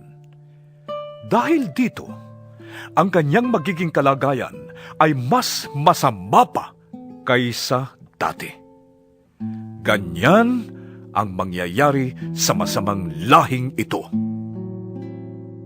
Habang si Jesus ay nangangaral, dumating ang kanyang ina at mga kapatid. Naghihintay sila sa labas at ibig siyang makausap. May nagsabi kay Jesus, "Nasa labas po ang inyong ina at mga kapatid. Ibig nila kayong makausap." Ngunit sinabi niya, "Sino ang aking ina? At sino-sino ang aking mga kapatid?" Itinuro niya ang kanyang mga alagad at sinabi, "Ito ang aking ina at mga kapatid. Sapagkat ang sino mang sumusunod sa kalooban ng aking amang nasa langit, yun ang aking mga kapatid at ina." 13 kabanata. Noon ding araw na iyon, si Jesus ay lumabas ng bahay at naupo sa tabi ng lawa. Dahil sa dami ng taong lumalapit sa kanya, sumakay siya sa isang bangka at doon naupo. Tumayo naman sa tabing dagat ang mga tao at sila'y tinuruan niya ng maraming bagay sa pamamagitan ng mga talinhaga. Ganito ang sinabi niya, "May isang magsasakang lumabas upang maghasik. Sa kanyang paghasik ay may binhing nalaglag sa tabi ng daan. Dumating ang mga ibon at tinuka ang mga yon. May binhi namang nalaglag sa mabatong lupa. Dahil manipis lang ang lupa roon, sumibol agad ang mga binhing yon. Ngunit natuyo agad ito nang mabilad sa matinding init ng araw. Palibhasa'y mababaw ang ugat. May binhi namang nalaglag sa may matitinik na halaman. Lumago ang mga halamang ito at sinakal ang mga binhing tumubo. Ngunit ang binhing nahasik sa matabang lupa ay namunga. May tig 100, may tig 60, at may tig 30. Ang may pandinig ay makinig." Lumapit ang mga alagad at tinanong si Jesus, "Bakit po ninyo dinadaan sa talinhaga ang inyong pagtuturo sa kanila?" Sumagot siya, "Ipinagkaloob sa inyo na malaman ang mga lihim tungkol sa paghahari ng Diyos. Ngunit hindi ito ipinagkaloob sa kanila, sapagkat ang mayroon ay bibigyan ng higit pa sa kailangan niya." 14 na kabanata. Nakarating kay Herodes na pinuno ng Galilea ang balita tungkol kay Jesus, kaya't nasabi niya sa kanyang mga lingkod, "Si Juan na tagapagbautismo yun. Siya'y muling nabuhay, kaya't nakakagawa ng mga himala." Itong si Herodes ang nagpahuli kay Juan. Ipinagapos niya ito at ipinabilanggo dahil kay Herodias na asawa ng kapatid niyang si Felipe, sapagkat sinabi ni Juan kay Herodes, "Hindi matuwid na magsama kayo ng asawa ng inyong kapatid." Ibig ni Herodes na ipapatay si Juan, ngunit natatakot siya sa mga Hudyo, sapagkat kinikilala nilang propeta si Juan na tagapagbautismo. Nang sumapit ang kaarawan ni Herodes, sumayaw ang anak na babae ni Herodias sa harap ng mga panauhin. Labis na nasihan si Herodes, kaya't sumumpa siyang ibibigay sa dalaga ang anumang hingin nito. Sa udyok ng kanyang ina ay sinabi ng dalaga sa hari, "Ibigay po ninyo sa akin ngayon din, sa isang pinggan, ang ulo ni Juan na tagapagbautismo." Nalungkot ang hari. Ngunit dahil sa kanyang pangakong narinig ng mga panauhin, iniutos niyang ibigay sa dalaga ang ulo ni Juan, kaya't pinapugutan niya ito sa bilangguan. Inilagay ang ulo sa isang pinggan at ibinigay sa dalaga. Dinala naman ito ng dalaga sa kanyang ina. Dumating ang mga alagad ni Juan, kinuha ang kanyang bangkay at inilibing. Pagkatapos, ibinalita nila kay Jesus ang nangyari. Nang marinig ni Jesus ang pagkamatay ni Juan, Sumakay siya sa isang bangka at pumunta sa isang lugar na walang tao. Nang mabalitaan naman yun ng mga tao, sila'y lumabas ng mga bayan at palakad na sumunod sa kanya. Pagdating ni Jesus sa dalampasigan, nakita niya ang napakaraming taong iyon. Nahabag siya sa kanila at pinagaling niya ang mga may sakit na dala nila. Nang dapit hapon na'y lumapit sa kanya ang mga alagad. Sinabi nila, "Malapit na pong lumubog ang araw at ilang ang lugar na ito. Papuntahin na po ninyo sa mga kalapit na nayon ang mga tao upang makabili ng kanilang makakain." Hindi na sila kailangang umalis. Sabi ni Jesus, "Kayo ang magpakain sa kanila." Sumagot sila, Wala po tayong pagkain, kundi 5 tinapay lamang at 2 isda. "Dalhin niyo rito." sabi niya. Pinaupo niya sa damuhan ang mga tao. Kinuha ang 5 tinapay at 2 isda. Tumingala siya sa langit at nagpasalamat sa Diyos. Pinaghati-hati niya ang mga tinapay at iniutos sa mga alagad na ipamahagi iyon sa mga tao. Nakakain ang lahat at nabusog. Nang tipunin ng mga alagad ang lumabis, nakapuno sila ng 12 kaing ng tinapay. May 5,000 lalaki ang kumain, bukod pa sa mga babae at mga bata. Agad pinasakay ni Jesus sa bangka ang mga alagad at pinauna sa kabilang ibayo. Samantala, pinauwi naman niya ang mga tao. Matapos siyang paalisin ang mga ito, umakyat siya sa bundok upang manalangin. Nag-iisa siyang inabot doon ng gabi. Samantala, ang bangka ay nasa laot na at sinasalpok ng mga alon sapagkat pasalungat sa hangin. Nang madaling araw na'y sumunod sa kanila si Jesus na naglalakad sa ibabaw ng tubig. Kinilabutan sa takot ang mga alagad nang makita nilang may lumalakad sa ibabaw ng tubig. "Multo!" Sigaw nila. Ngunit nagsalita agad si Jesus at sinabi sa kanila, "Huwag kayong matakot! Ako ito!" Sinabi ni Pedro, "Panginoon, kung talagang kayo nga yan, papuntahin ninyo ako sa inyo diyan sa tubig." Sumagot siya, "Halika!"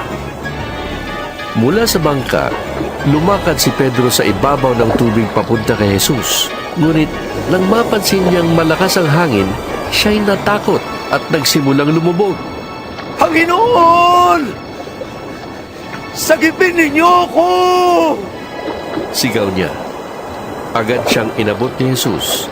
"Bakit ka nag-alinlangan? Napakaliit ng iyong pananampalataya." Sabi niya kay Pedro. Pagkasakay nila sa bangka, tumigil ang hangin at sinamba siya ng mga nasa bangka. "Tunay nga pong kayo, ang anak ng Diyos," sabi nila. Tumawid sila ng lawa at dumating siya sa baybay ng Genesaret. Si Jesus ay nakilala ng mga taga roon at agad nilang ipinamalita ang kanyang pagdating, kaya't dinala ng mga tao ang lahat ng may sakit sa buong lupaing iyon. Hiniling nila kay Jesus na mahawakan man lamang ng mga may sakit ang laylayan ng kanyang damit. At ang lahat ng gumawa nito ay gumaling. 15 kabanata. Pagkatapos, lumapit kay Jesus ang ilang Pariseo at mga tagapagturo ng kautusan na galing sa Jerusalem at siya'y tinanong nila, "Bakit nilalabag ng mga alagad mo ang mga turong mina natin sa ating mga ninuno? Kumakain sila nang hindi muna naguhugas ng kamay ayon sa paraang ipinag-uutos."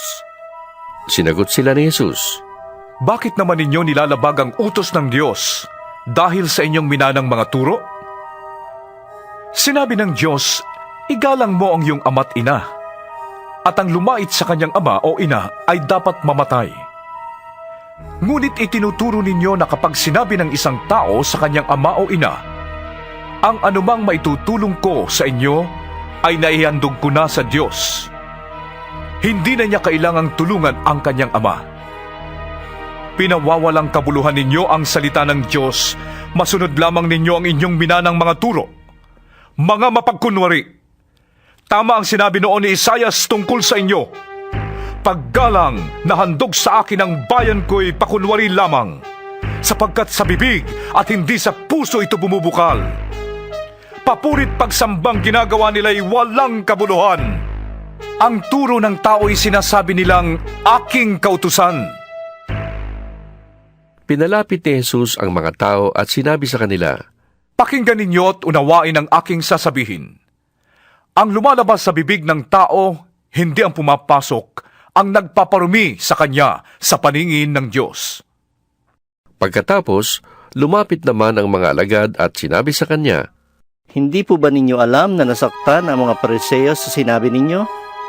Sumagot siya, Ang bawat halamang hindi itinanim ng aking amang nasa langit ay bubunutin. Hayaan ninyo sila. Sila'y mga bulag na taga-akay ng bulag. At kapag bulag ang umakay sa kapwa bulag, pareho silang mahuhulog sa hukay. Sinabi sa kanya ni Pedro, Ipaliwanag nga po ninyo sa amin ang talinghagang ito. At sinabi niya, Pati ba kayo'y wala ring pangunawa? Hindi ba ninyo nalalaman na anumang pumapasok sa pipig ay tumutuloy sa tiyan at pagkatapos ay itinudumi? Ngunit ang lumalabas sa bibig ay nanggagaling sa puso.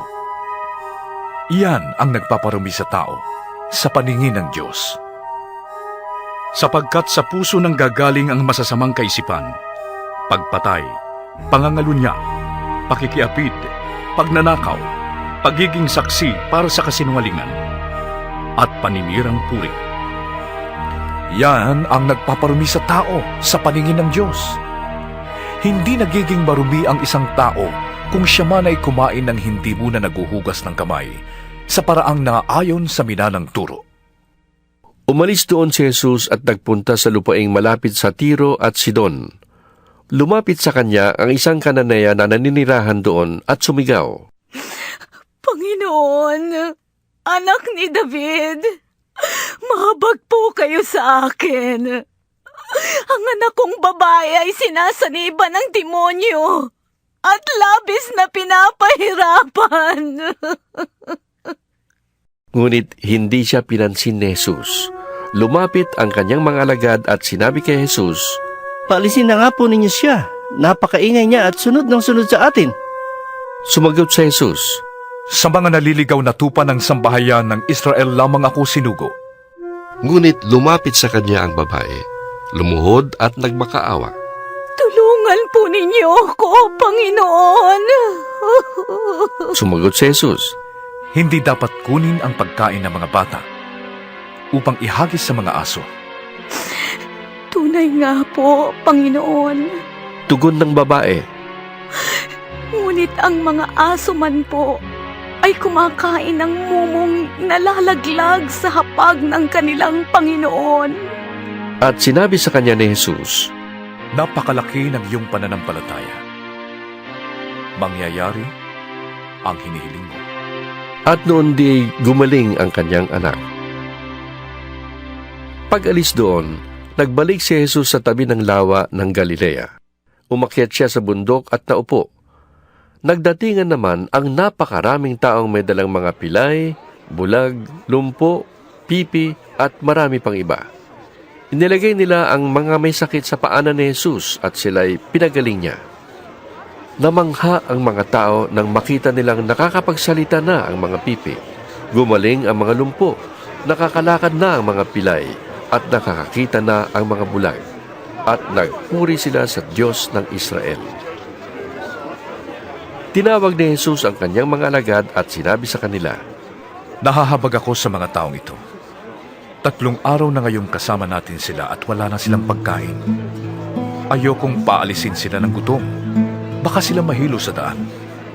Sinabi naman ng mga alagad, Saan po tayo kukuha ng sapat na pagkain? Para sa ganito karaming tao sa ilang na ito. Ilang tinapay ang nariyan?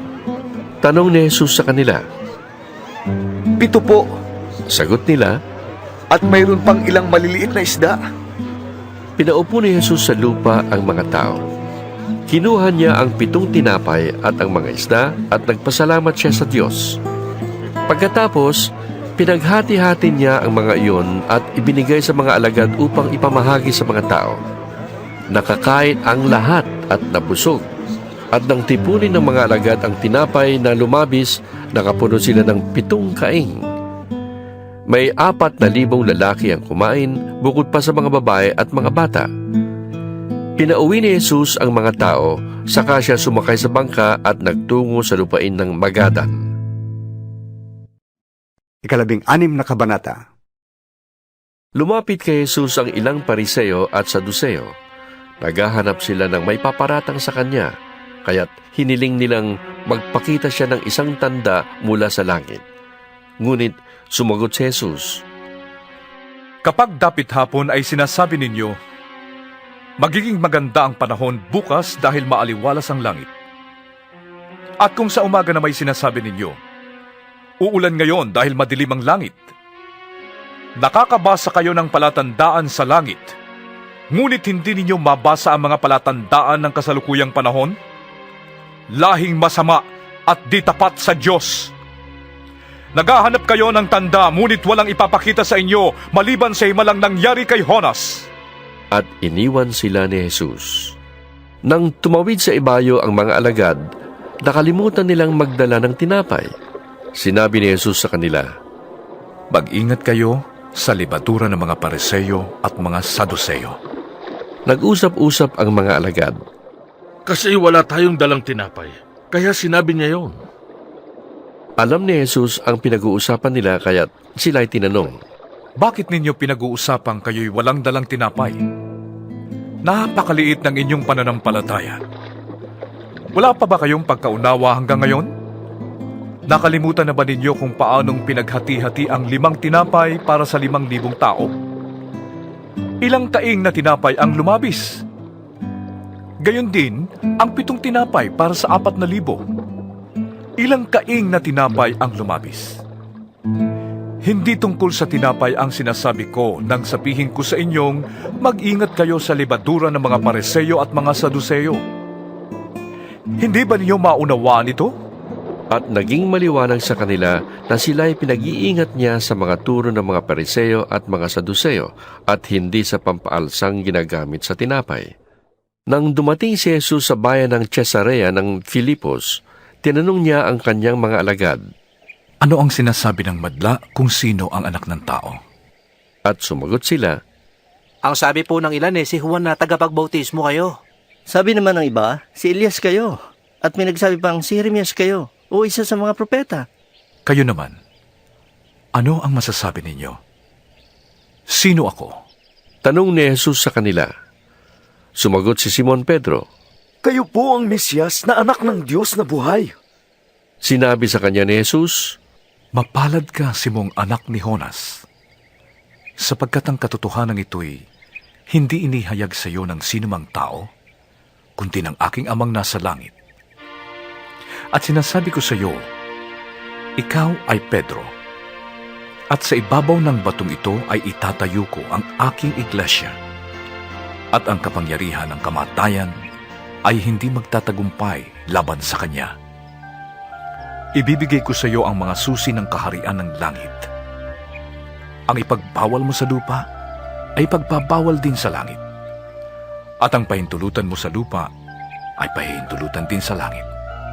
At mahigpit niyang iniutos sa kanyang mga alagad na huwag sabihin kanino man na siya ang Mesiyas. Mula noon ay ipinaalam na ni Jesus sa kanyang mga alagad ang mangyayari sa kanya. Sinabi niya, Dapat akong magtungo sa Jerusalem at magdanas ng maraming hirap sa kamay ng mga pinuno ng bayan, ng mga punong pari, ng mga Hudyo, at ng mga tagapagturo ng kautusan. Ako'y papatayin. Ngunit sa 3 araw, ako'y muling mabubuhay. Niyaya siya ni Pedro sa isang tabi at pinagsabihan, Panginoon, huwag nawang itulot ng Diyos. Hindi po dapat mangyari yan sa inyo. Ngunit hinarap siya ni Jesus at sinabihan, Umalis ka sa harapan ko, Satanas. Hadlang ka sa aking landas. Ang iniisip mo'y hindi sa Diyos kundi sa tao. Sinabi ni Jesus sa kanyang mga alagad, Kung ibig ni namang sumunod sa akin, kailangang itakwil niya ang kanyang sarili. Pasanin ang kanyang krus at sumunod sa akin. ang naghahangad na magligtas ng kanyang buhay ay mawawalan niyon. Ngunit ang mawala ng kanyang buhay, alang-alang sa akin, ay magkakamit niyon. Ano ang mapapala ng isang tao? Makamtan man niya ang buong daigdig, kung ang buhay naman niya ang mawawala.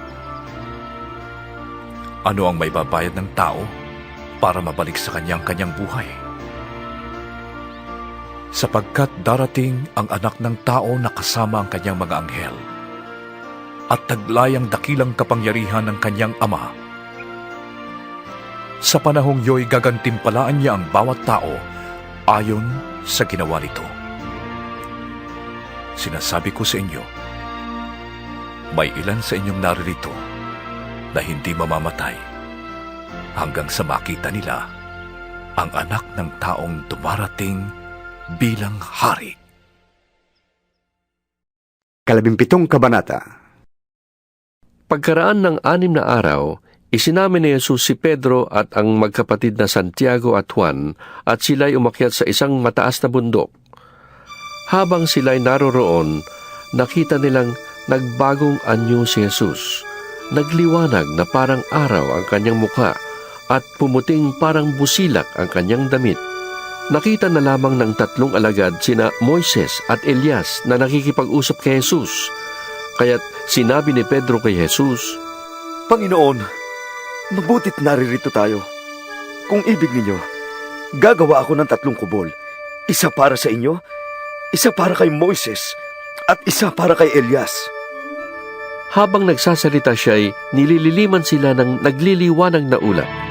Mula rito'y may tinig na nagsabi, Ito ang pinakamamahal kong anak na lubos kong kinalulugdan. Pakinggan ninyo siya. Nang marinig ng mga alagad ang tinig, sila'y natakot ng labis at nagpatira pa. Nilapitan sila ni Jesus at hinawakan. Tumayo kayo, sabi niya. Huwag kayong matakot. Nang tumingin sila ay wala na silang nakita kundi si Jesus. Habang sila'y bumababa sa bundok, iniutos sa kanila ni Jesus, Huwag ninyong sasabihin kanino man ang inyong nasaksihan, hanggat hindi muling nabubuhay ang anak ng tao. Tinanong siya ng mga alagad, Bakit po sinasabi ng mga tagapagturo ng kautusan na dapat munang pumarito si Elias? Sumagot siya, Paparito nga si Elias upang ihanda ang lahat ng bagay. At sinasabi ko sa inyo, pumarito na si Elias, ngunit hindi siya nakilala ng mga tao. At ginawa nila kay Elias ang gusto nila. At tulad ng ginawa sa kanya, pahihirapan din nila ang anak ng tao.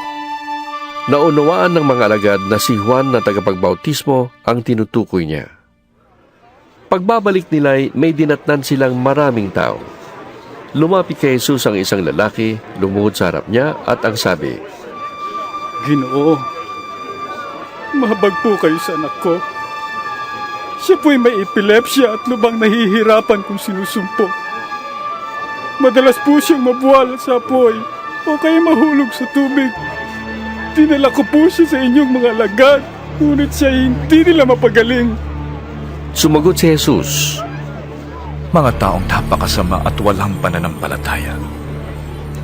Hanggang kailan ako dapat manatiling kasama ninyo? Hanggang kailan ko kayo pagtitiisan? Dalhin ninyo rito ang bata. Inutusan ni Jesus ang demonyo na lumabas sa bata at ang bata'y gumaling agad. Pagkatapos, lumapit ang mga alagad at tinanong si Jesus ng walang ibang nakakarinig. Bakit po hindi namin mapalayas ang demonyo? Sumagot siya, Dahil sa maliit ang inyong pananampalataya. Sinasabi ko sa inyo, kung maging katulad man lamang ng maliit na buto ng mustasa ang inyong pananalig sa Diyos, masasabi ninyo sa bundok na ito, lumipat ka roon, at ito'y lilipat nga. Walang bagay na hindi ninyo magagawa. Nang magkatipon sa Galilea ang mga alagad, sinabi sa kanila ni Jesus, Ang anak ng tao ay pagtataksilan at papatayin. Ngunit muling mabubuhay sa 3 araw. At sila'y lubhang nalungkot. Pagdating nila sa Kapernaum, lumapit kay Pedro ang mga maniningil ng buwis para sa templo. Nagbabayad ba ng buwis para sa templo ang inyong guro? Tanong nila. Opo! Sagot ni Pedro, at nang pumasok siya sa bahay, tinanong siya ni Jesus. Ano sa palagay mo, Simon? Sino ang dapat magbayad ng buwis sa hari ng isang bansa? Ang mga mamamayan ba o ang mga dayuhan? Ang mga dayuhan po? Tugon ni Pedro. Sinabi ni Jesus, Kung gayon, hindi dapat magbayad ang mga mamamayan. Gayunman, para wala silang masabi sa atin, pumunta ka sa lawa at mamingwit ka. Kunin mo ang unang isdang mahuli mo. Ibuka mo ang bibig niyon at may makikita kang isang salaping pilak. Kunin mo yon at ibayad mo para sa buwis nating dalawa. 18 kabanata. Nang mga sandaling iyon, lumapit kay Jesus ang mga alagad at nagtanong. Sino pong pinakadakila sa kaharian ng langit? Tumawag si Jesus ng isang bata, pinatayo sa harap nila at sinabi, Tandaan niyo ito, kapag hindi kayo nagbago at naging katulad ng mga bata, hindi kayo mabibilang sa mga pinaghaharian ng Diyos. Ang sino mang nagpapakababa na gaya ng batang ito, ay siyang pinakadakila sa mga pinaghaharian ng Diyos. Ang sino mang tumatanggap sa isang batang katulad nito alang-alang sa akin, ay ako ang tinatanggap. Mas mabuti pa sa isang tao ang siya'y talian sa leeg ng isang malaking gilingang bato at ihulog sa kailaliman ng dagat, kaysa siya'y maging sanhi ng pagkakasala ng isa sa maliliit na ito na nananalig sa akin. Kahabag-habagang daigdig sa dami ng mga tuksong nagiging sanhi ng pagkakasala. Hindi nga may iwasan ang pagdating ng tukso, ngunit kakilakilabot ang sasapitin ng taong pinanggagalingan nito. Kung ang iyong kamay o paa ang nagiging sanhi ng iyong pagkakasala, putulin mo yon at itapon. Mas mabuti pa ang makapasok ka sa langit na putol ang isang kamay o paa, kaysa may dalawa kang kamay o paa at itapon ka sa apoy na hindi namamatay. Kung ang mata mo naman ang siyang nagiging sanhi ng iyong pagkakasala, dukitin mo yon at itapon. Mas mabuti pa ang mapunta ka sa langit na bulag ang isang mata, kaysa may dalawang mata kang itapon sa apoy ng impyerno. Pakaingatan ninyong huwag hamakin ang isa sa maliliit na ito. Sinasabi ko sa inyo, ang kanilang mga anghel ay laging nasa harap ng aking amang nasa langit. Ano sa akala ninyo ang gagawin ng isang taong may 100 tupa kung nawala ang isa sa mga yon? Hindi ba niya iiwan ang 99 sa bundok upang hanapin ang naligaw? Sinasabi ko sa inyo, kapag ito'y kanyang natagpuan, higit niyang ikinagagalak ang isang ito kaysa 99 na hindi naligaw. Gayon din naman, ayaw ng inyong amang nasa langit na mapahamak ang isa sa maliliit na ito. Kung magkasala sa iyo ang kapatid mo, puntahan mo siya at kausapin ang sarilinan tungkol sa kanyang kamalian. Kapag nakinig siya sa iyo, naibalik mo sa dati ang pagsasamahan ninyong magkapatid. Ngunit kung ayaw niyang makinig sa iyo, magsama ka pa ng 1 o 2 tao upang ang lahat ng pinag-usapan ninyo ay mapatunayan ng 2 o 3 saksi. Kung ayaw niyang makinig sa kanila, sabihin mo sa iglesia ang nangyari. At kung ayaw pa rin niyang makinig sa iglesia, ituring mo siyang parang hentil o isang maniningil ng buwis. Sinasabi ko sa inyo, anumang ipagbawal ninyo sa lupa, ay ipagbabawal sa langit. At anumang pahintulutan ninyo sa lupa, ay pahihintulutan sa langit. Sinasabi ko pa rin sa inyo, kung ang 2 sa inyo ay nagkaisa dito sa lupa, sa paghingi ng anuman sa panalangin, ito'y ipagkakaloob sa inyo ng aking amang nasa langit. Sapagkat saan man may 2 o 3 nagkakatipon sa pangalan ko, naroon akong kasama nila. Lumapit noon si Pedro at nagtanong sa kanya, Panginoon, ilang beses ko po bang patatawarin ng kapatid kong paulit-ulit na nagkakasala sa akin? 7 beses po ba? Sinagot siya ni Jesus. Hindi ko sinasabing 7 beses, kundi 70 ulit na 7. Sapagkat ang paghahari ng Diyos ay katulad nito. Ipinasya ng isang haring hingan ng ulat ang kanyang mga tauhan tungkol sa kanilang pamamahala. Unang dinala sa kanya ang aliping may utang na milyon-milyong piso. Dahil sa siya'y walang may bayad, iniutos ng hari na ipagbili siya, pati ang kanyang asawa, mga anak, at lahat ng kanyang ari-arian upang makabayad. Lumuhod ang taong ito sa harapan ng hari at nagmakaawa. Bigyan pa ninyo ko ng panahon at babayaran ko sa inyo ang lahat. Naawa sa kanya ang hari, kaya't pinatawad siya sa kanyang pagkakautang at pinalaya. Ngunit pagkaalis niya roon, ay nakatagpo niya ang isa niyang kamanggagawa na may utang na 200 piso sa kanya. Sinunggaban niya ito sa leeg, sabay sigaw, "Magbayad ka ng utang mo!" Lumuhod ito at nagmakaawa sa kanya, "Bigyan mo po ako ng panahon at babayaran kita." Ngunit hindi siya pumayag. Sa halip, ito'y ipinabilanggo niya hanggang sa makabayad. Labis na nagdamdam ang ibang mga tauhan ng hari nang malaman yon. Kaya't pumunta sila sa hari at isinumbong ang buong pangyayari. Ipinatawag ng hari ang malupit na tauhan. "Ikaw, napakasama mo," sabi niya.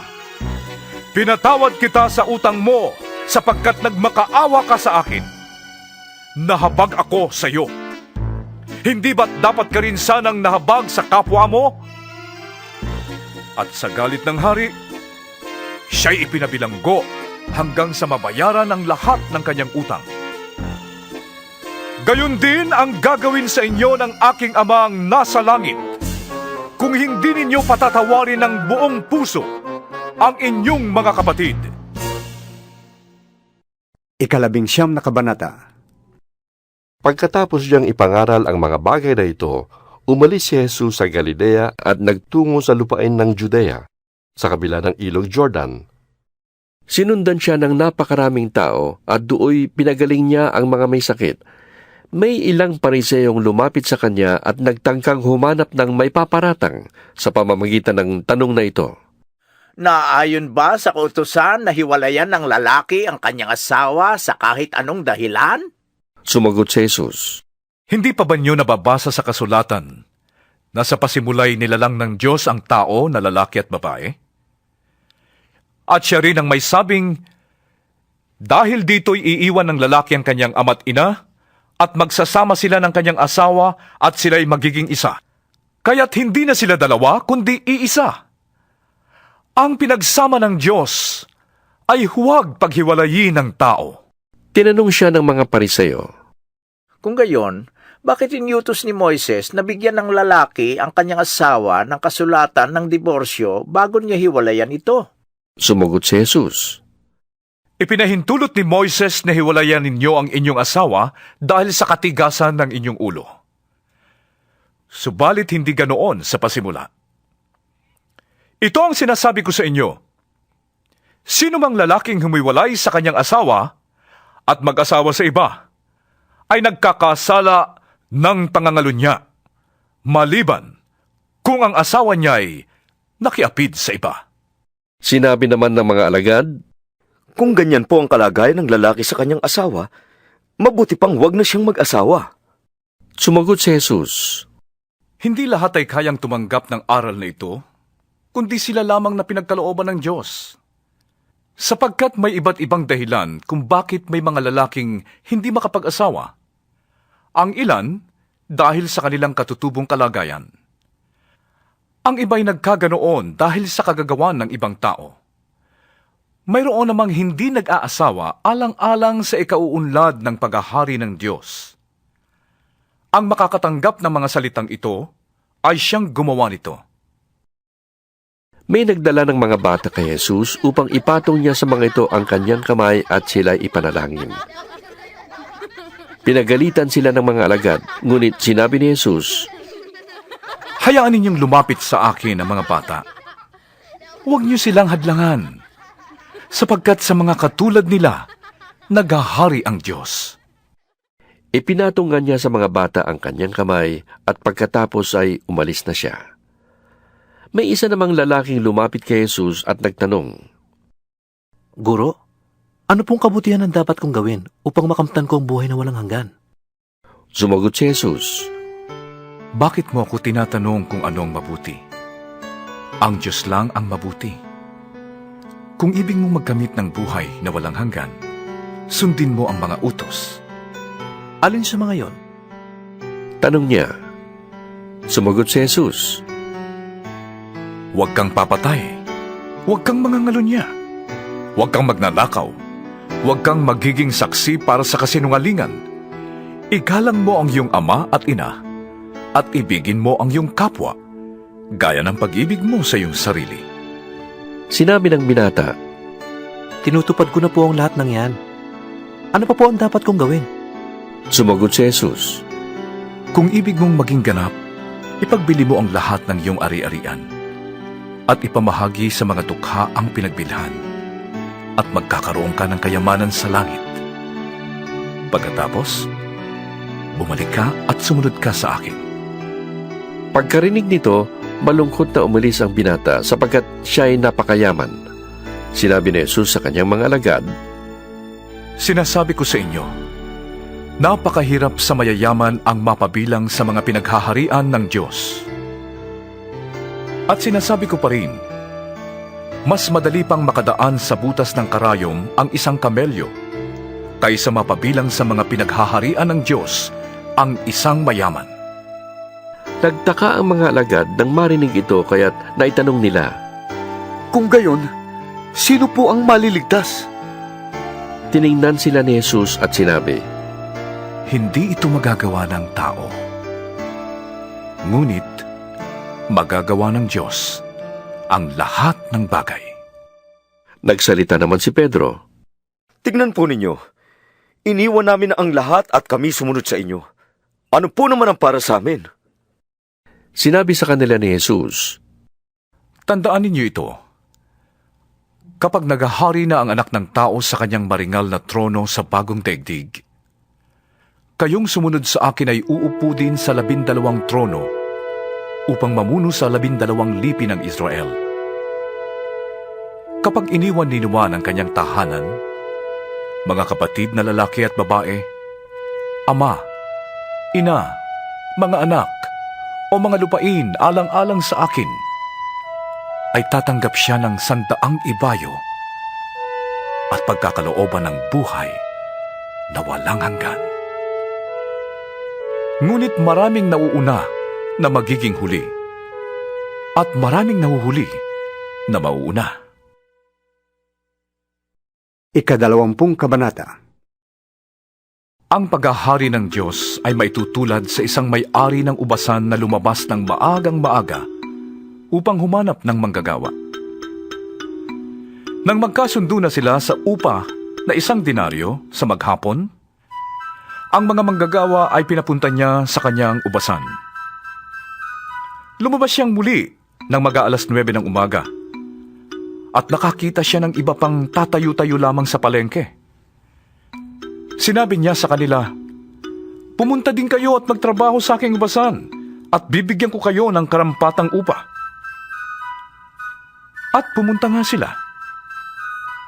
Lumabas na naman siya ng mag-aalas 12 ng tanghali at ng mag-aalas 3 ng hapon. At ganun din ang ginawa niya.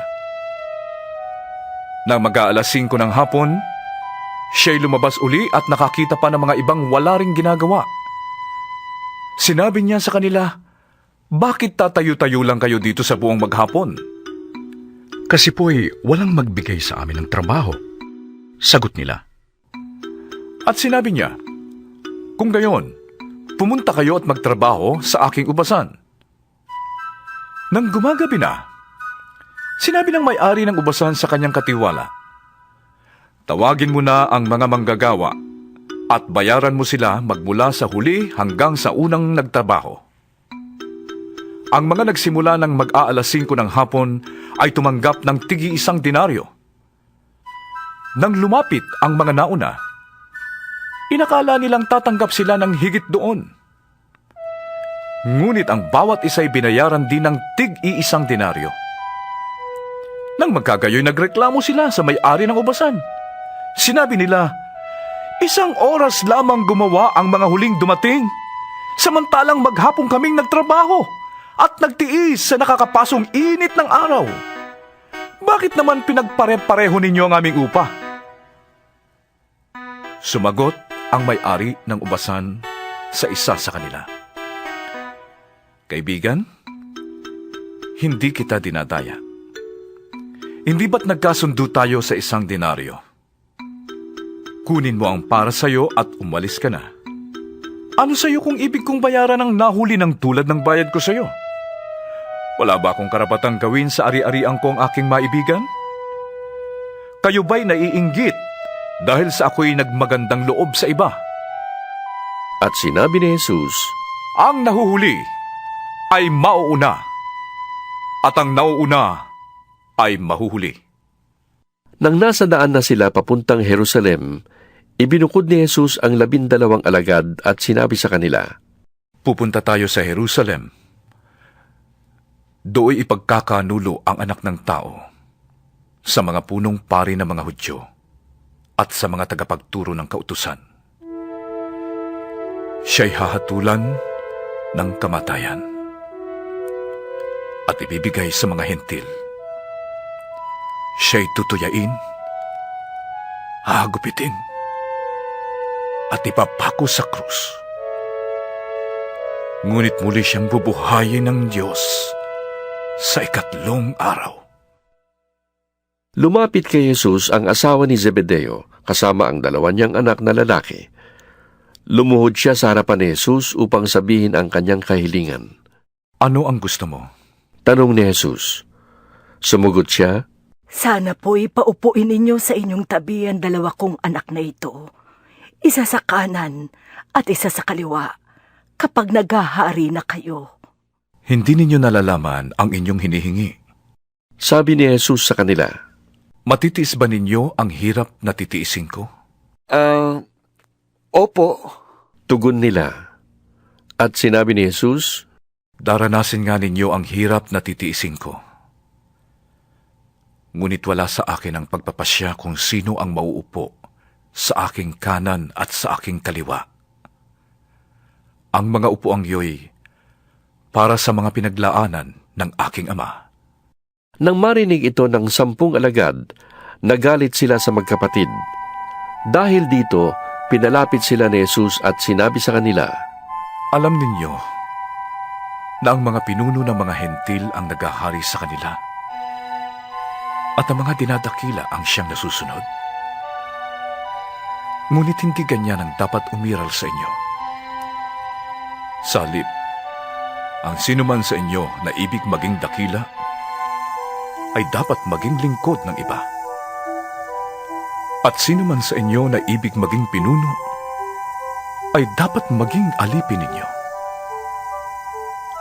Tulad ng anak ng tao na naparito. Hindi upang paglingkuran, kundi upang maglingkod at ialay ang kanyang buhay sa ikatutubos ng marami. Pag-alis nila sa Jericho, si Jesus ay sinundan ng napakaraming tao. May 2 bulag na nakaupo noon sa tabi ng daan. Nang marinig nilang dumaraan si Jesus, sila'y nagsisigaw, Anak ni David, mahabag po kayo sa amin! Pinagsabihan sila ng mga tao at pinapatahimik, ngunit lalo silang nagsisigaw, Anak ni David, mahabag po kayo sa amin! Tumigil si Jesus. Tinawag sila at tinanong, Anong ibig ninyong gawin ko para sa inyo? Sumagot sila, Panginoon, gusto po naming makakitang muli. Nahabag si Jesus sa kanila at hinipo ang kanilang mga mata. Agad silang nakakita at sumunod sa kanya. 21 kabanata. Malapit na sila sa Jerusalem, at pagdating nila sa Betfage sa bundok ng mga Olibo, pinauna ni Jesus ang dalawa sa kanyang mga alagad. Sinabi niya sa kanila, Pumunta kayo sa susunod na nayon at makikita ninyo kaagad doon ang isang inahing asno na nakatali, kasama ang kanyang pisiro. Kalagan ninyo ang mga ito at dalhin dito. Kapag may nagtanong sa inyo, sabihin ninyong, kailangan nyo ng Panginoon, at ipapaubaya niya agad ang mga iyon sa inyo. Nangyari ito upang matupad ang sinabi ng propeta. Sa lungsod ng Sion, ay sabihin ninyo, hari mo'y dumarating, siya ay masdan mo, mapagpakumbaba, nakasakay sa asno, at sa isang bisiro, anak ng isang asno. Lumakad nga ang mga alagad at ginawa ang iniutos ni Jesus.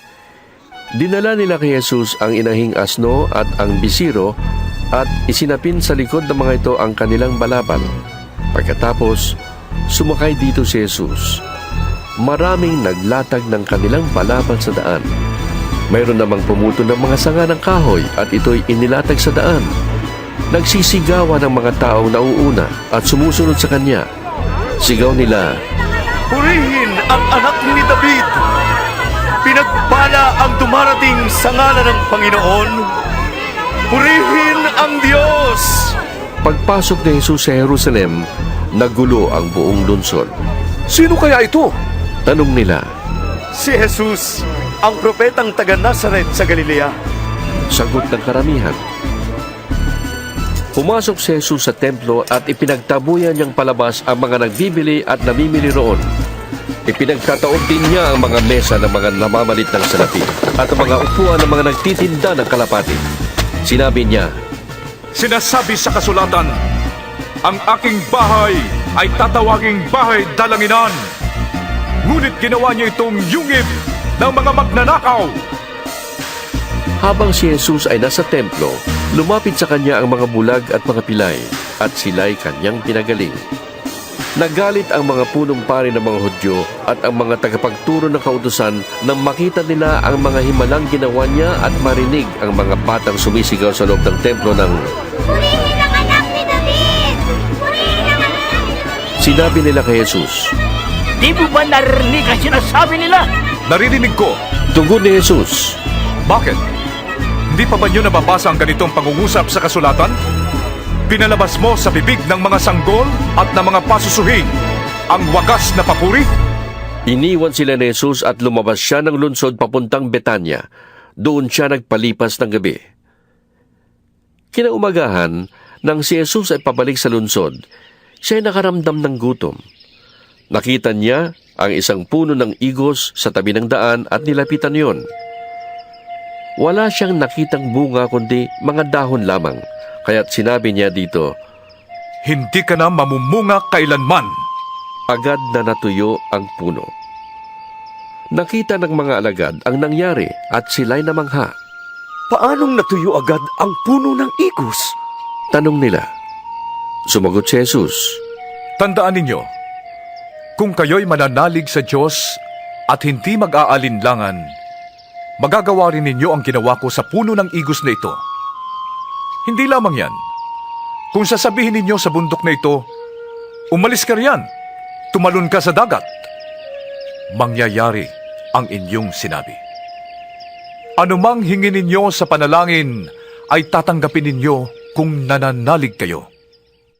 Pumasok si Jesus sa templo. Habang siya ay nagtuturo doon, lumapit sa kanya ang mga punong pari ng mga Hudyo at ang mga pinuno ng bayan at siya'y tinanong, Ano ang karapatan mong gumawa ng mga bagay na ito? Sino nagbigay sa iyo ng karapatang gumawa nito? Sumagot si Jesus, Tatanungin ko rin kayo. Kapag sinagot ninyo ang tanong ko, sasabihin ko naman sa inyo kung ano ang karapatan kong gumawa ng mga bagay na ito. Kanino nagmula ang karapatan ni Juan upang magbautismo? Sa Diyos ba o sa tao? At sila'y nag-usap-usap. Kung sasabihin natin mula sa Diyos, sasabihin naman niya sa atin, bakit hindi niyo siya pinaniwalaan? Ngunit, kung sasabihin natin mula sa tao, baka naman kung anong gawin sa atin ang taong bayan, sapagkat kinikilala ng lahat na si Juan ay isang propeta. Kaya't sumagot sila kay Jesus. Hindi namin alam. Sinabi naman niya sa kanila, Hindi ko rin sasabihin sa inyo kung ano ang karapatan kong gumawa ng mga ginagawa ko. Ano ang palagay niyo rito? May isang taong may 2 anak na lalaki. Lumapit siya sa nakatatanda at sinabi, Anak, pumunta ka ngayon sa ubasan at magtrabaho ka roon. Ayoko po, tugon niya. Ngunit nagbago siya ng pasya at nagtrabaho sa ubasan. Lumapit din ang ama sa ikalawa at ganun din ang kanyang sinabi. At tumugon ito, Opo, ngunit hindi naman pumunta sa ubasan. Sino sa 2 ang sumunod sa kalooban ng kanyang ama? Ang nakatatanda po. Sagot nila. Sinabi sa kanila ni Jesus, Sinasabi ko sa inyo, ang mga maniningil ng buwis at ang masasamang babae ay nauuna pang magpasakop sa paghahari ng Diyos kaysa inyo. Sapagkat naparito sa inyo si Juan at ipinakilala ang matuwid na pamumuhay at hindi ninyo siya pinaniwalaan. Ngunit naniwala sa kanya ang mga maniningil ng buwis at ang masasamang babae. Nakita niyo ito, subalit hindi pa rin kayo nagsisi at naniwala sa kanya. Pakinggan ninyo ang isa pang talinghaga. May isang taong nagtanim ng ubas sa kanyang bukid. Binakuran niya ang ubasan, nilagyan ng pisaan at tinayuan ng isang mataas na bantayan. Pagkatapos, kanyang pinaalagaan sa mga kasama ang ubasan at siya'y nagpunta sa ibang lupain. Nang dumating ang panahon ng pitasan ng ubas, pinapunta ng may-ari ng ubasan ang kanyang mga tauhan upang kunin sa mga kasama ang kanyang kaparte. Ngunit, sinunggaban ng mga kasama ang mga tauhan. Binugbog nila ang isa, pinatay ang ikalawa, at binato naman ang ikatlo. Pinapunta uli ng may-ari ang mas marami pang tauhan. Ngunit, ganon din ang ginawa ng mga kasama sa mga ito. Sa kahuli-huli ay pinapunta niya ang kanyang anak na lalaki. Sabi niya sa sarili, marahil na may igagalang nila ang aking anak. Ngunit nang makita ng mga kasama ang anak, sila'y nag-usap-usap. Ito ang tagapagmana. Hali kayo, patayin natin ng mapasa atin ang kanyang mamanahin. Kaya't siya'y sinunggaban nila. Inilabas sa ubasan at pinatay. At tinanong sila ni Jesus, Pagbalik ng may-ari ng ubasan, ano kaya ang gagawin niya sa mga kasamang iyon? Sumagot sila, Lilipulin niya ang mga masasamang iyon at paalagaan ang ubasan sa ibang kasama na magbibigay sa kanya ng kaparte sa panahon ng pamimitas. Nagpatuloy pa si Jesus, Hindi pa ba ninyo nababasa ang talatang ito sa kasulatan? Ang batong itinakwil ng mga tagapagtayo ng bahay ang siyang naging batong panulukan. Ginawa ito ng Panginoon at ito'y kahanga-hangang pagmasdan. Kaya nga sinasabi ko sa inyo, hindi sa inyo maghahari ang Diyos, kundi sa mga bansang maglilingkod sa Kanya ng tapat. Ang bumagsak sa batong ito ay magkakadurog-durog, at ang mabagsakan nito'y magkakaluray-luray. Narinig ng mga punong pari ng mga Hudyo at ng mga Pariseo ang mga talinghaga ni Jesus at naunawaan nilang sila ang pinapatamaan niya. Siya ay dadakpin sana nila, ngunit natakot sila sa mga tao sapagkat kinikilala ng mga ito na si Jesus ay isang propeta. 22 kabanata. Muling nagsalita sa kanila si Jesus sa pamamagitan ng talinghaga. Sinabi niya, Ang paghahari ng Diyos ay katulad nito. May isang haring nagdaos ng isang handaan para sa kasal ng kanyang anak na lalaki. Sinugo niya ang kanyang mga utusan upang tawagin ang mga inanyayahan. Ngunit ayaw nilang dumalo. Muli siyang nagsugo ng ibang mga utusan at kanyang pinagbilinan ng ganito. Sabihin ninyo sa mga inanyayahan na nakahanda na ang mga pagkain. Napatay na ang aking mga baka at mga pinatabang guya, at handa na ang lahat. Halina kayo. Ngunit hindi ito pinansin ng mga inanyayahan. Sa halip, pumunta sila sa kani-kanilang lakad. May pumunta sa kanyang bukid at meron namang nag-asikaso ng kanyang negosyo. Sinunggaban naman ng iba ang mga utusan, hinamak at pinatay. Galit na galit ang hari, kaya't pinapunta niya ang kanyang mga kawal. Ipinapuksa ang mga mamamatay taong yon at ipinasunog ang kanilang lungsod. Pagkatapos, sinabi niya sa kanyang mga utusan, nakahanda na ang mga pagkain, ngunit hindi karapat-dapat ang mga inanyayahan. Pumunta kayo sa mga lansangang matao at inyong anyayahan sa kasalan ang lahat ng makita ninyo. Pumunta nga sa mga pangunahing lansangan ang mga utusan at isinama nila ang lahat ng kanilang natagpuan, masasama't mabubuti, at napuno ng mga panauhin ang bulwagang pangkasalan. Pumasok ang hari upang tingnan ang mga panauhin. Nakita niya ang isang taong hindi nakadamit pangkasalan. Tinanong niya ito, kaibigan, bakit ka pumasok dito nang hindi nakadamit pangkasalan? Hindi nakaimik ang tao. Kaya't sinabi ng hari sa mga katulong, gapusin ninyo ang kanyang kamay at paa at itapon siya sa kadiliman sa labas. Dooy mananangis siya at magganggalit ang kanyang mga ngipin. Bilang pagtatapos, sinabi ni Jesus, sapagkat marami ang tinatawag, ngunit kakaunti ang napili. Umalis ang mga Pariseo at nag-usap-usap kung paano nila mahuhuli si Jesus sa kanyang pananalita. Kaya pinapunta nila kay Jesus ang ilang mga alagad nila at ang ilang tauhan ni Herodes. Sinabi ng mga sugo, Guro, nalalaman namin kayo'y tapat at itinuturo ninyo ng buong katotohanan ng ibig ng Diyos na gawin ng mga tao. Wala kayong itinatangi sapagkat pareho ang pagtingin nyo sa mga tao. Ano po ang palagay ninyo? Naaayon ba sa kautusan na magbayad ng buwis sa emperador o hindi? Alam ni Jesus ang kanilang masamang layunin, kaya't sinabi niya, kayong mapagkunwari, bakit ibig ninyo kong huliin? Akin ang isang salaping pambuwis. At siya'y inabutan nila ng isang denaryo. Kaninong larawan at pangalan ang nakaukit dito? Tanong ni Jesus. Sa emperador po!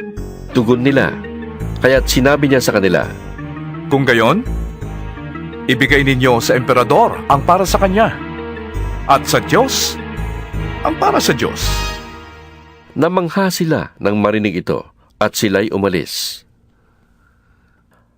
Nang araw ding iyon, may lumapit kay Jesus na ilang Saduseo. Ang mga ito ay hindi naniniwalang muling mabubuhay ang mga patay. Sinabi nila, Guro, itinuro po ni Moises na kung mamatay na walang anak ang isang lalaki, ang kanyang kapatid ay dapat pakasal sa nabiyuda upang magkaanak sila para sa namatay. Noon po'y may 7 magkakapatid na lalaki rito sa amin. Nag-asawa ang panganay at namatay siyang walang anak. Kaya't ang kanyang asawa ay pinakasalan ng kanyang kapatid. Gayon din po ang nangyari sa pangalawa, sa pangatlo, hanggang sa pampito. Pagkamatay nilang lahat, namatay naman ang babae.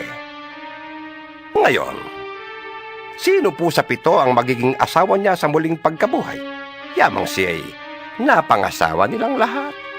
Sumagot si Jesus, Maling-mali ang iniisip ninyo. Palibhasay di ninyo alam ang mga kasulatan ni ang kapangyarihan ng Diyos. Sa muling pagkabuhay, ang mga tao'y hindi na mag-aasawa. Sila ay magiging tulad ng mga anghel sa langit. Tungkol naman sa muling pagkabuhay ng mga patay, hindi pa ba ninyo nababasa sa kasulatan ang sinabi sa inyo ng Diyos? Sabi niya, Ako ang Diyos ni Abraham, Diyos ni Isaac, at Diyos ni Jacob. Ngunit ang Diyos ay hindi Diyos ng mga patay, kundi ng mga buhay. Nang marinig ito ng mga tao, namangha sila sa kanyang turo.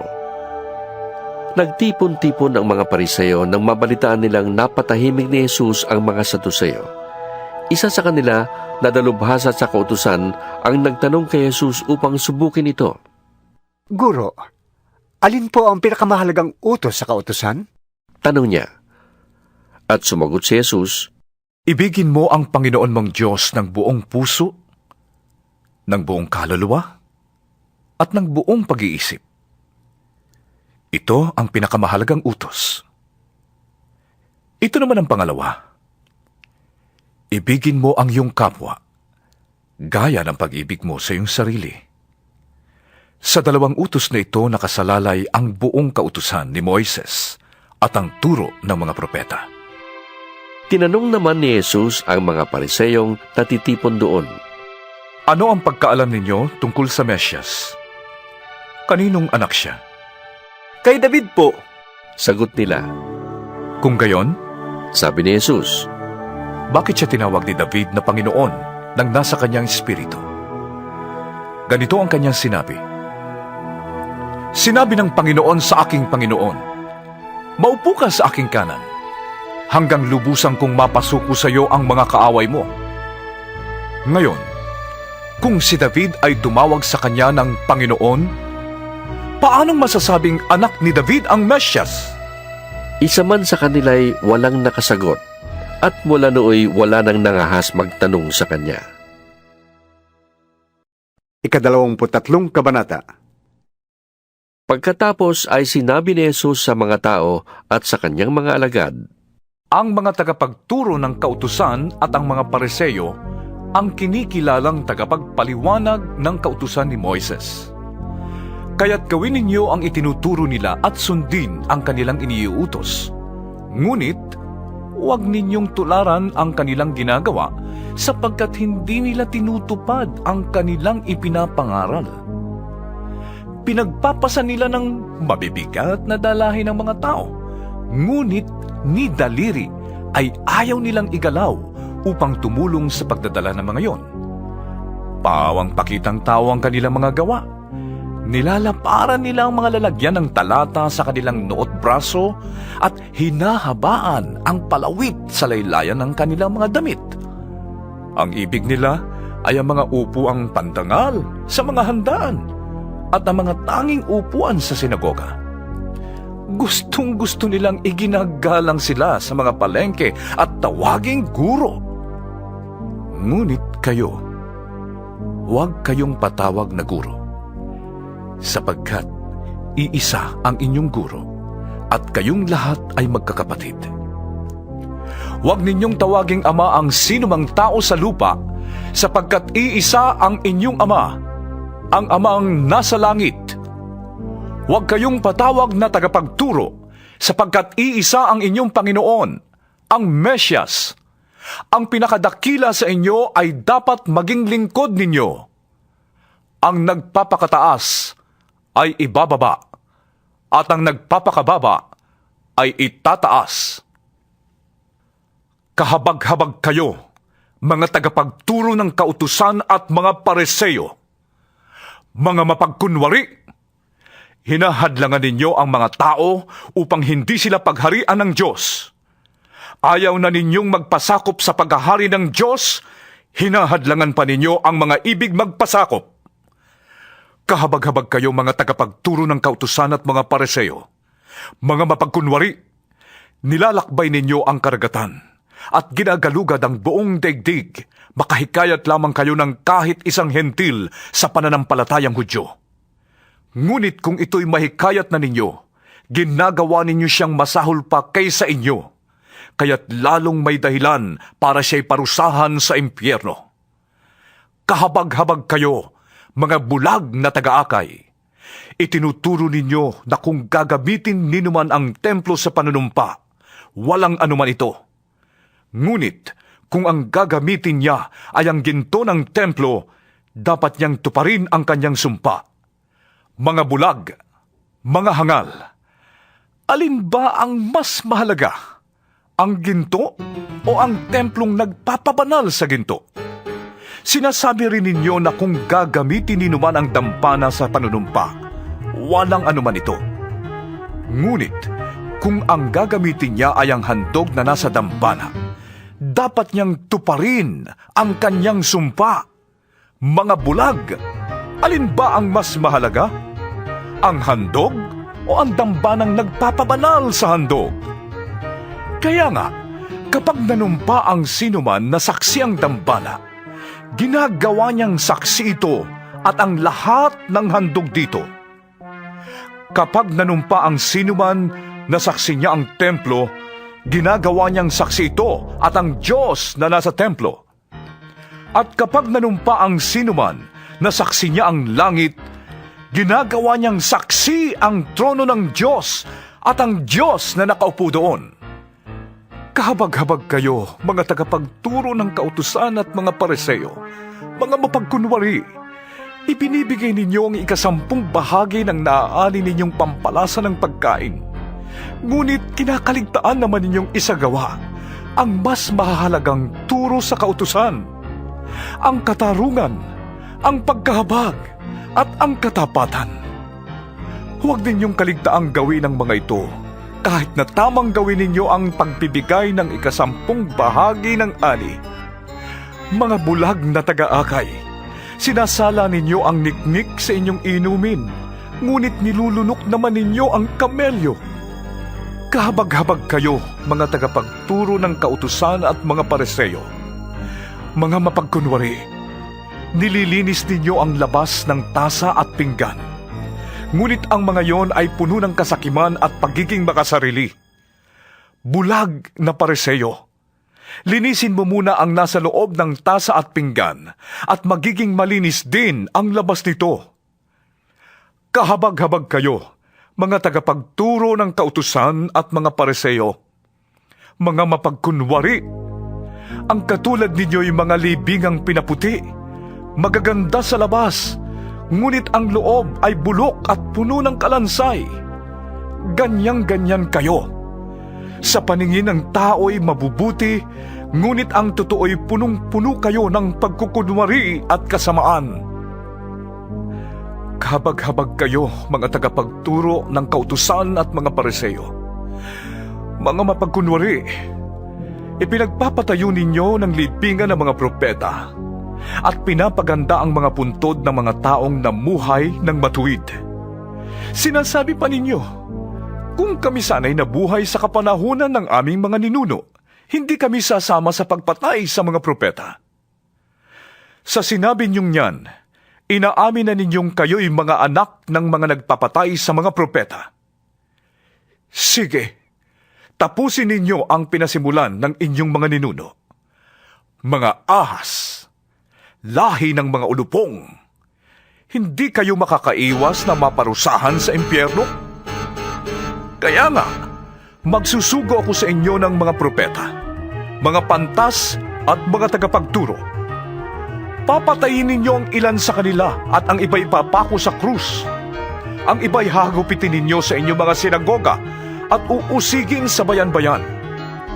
Kaya nga, parurusahan kayo dahil sa pagkamatay ng lahat ng taong pinatay na walang sala, magmula kay Abel hanggang kay Zacarias na anak ni Barakias.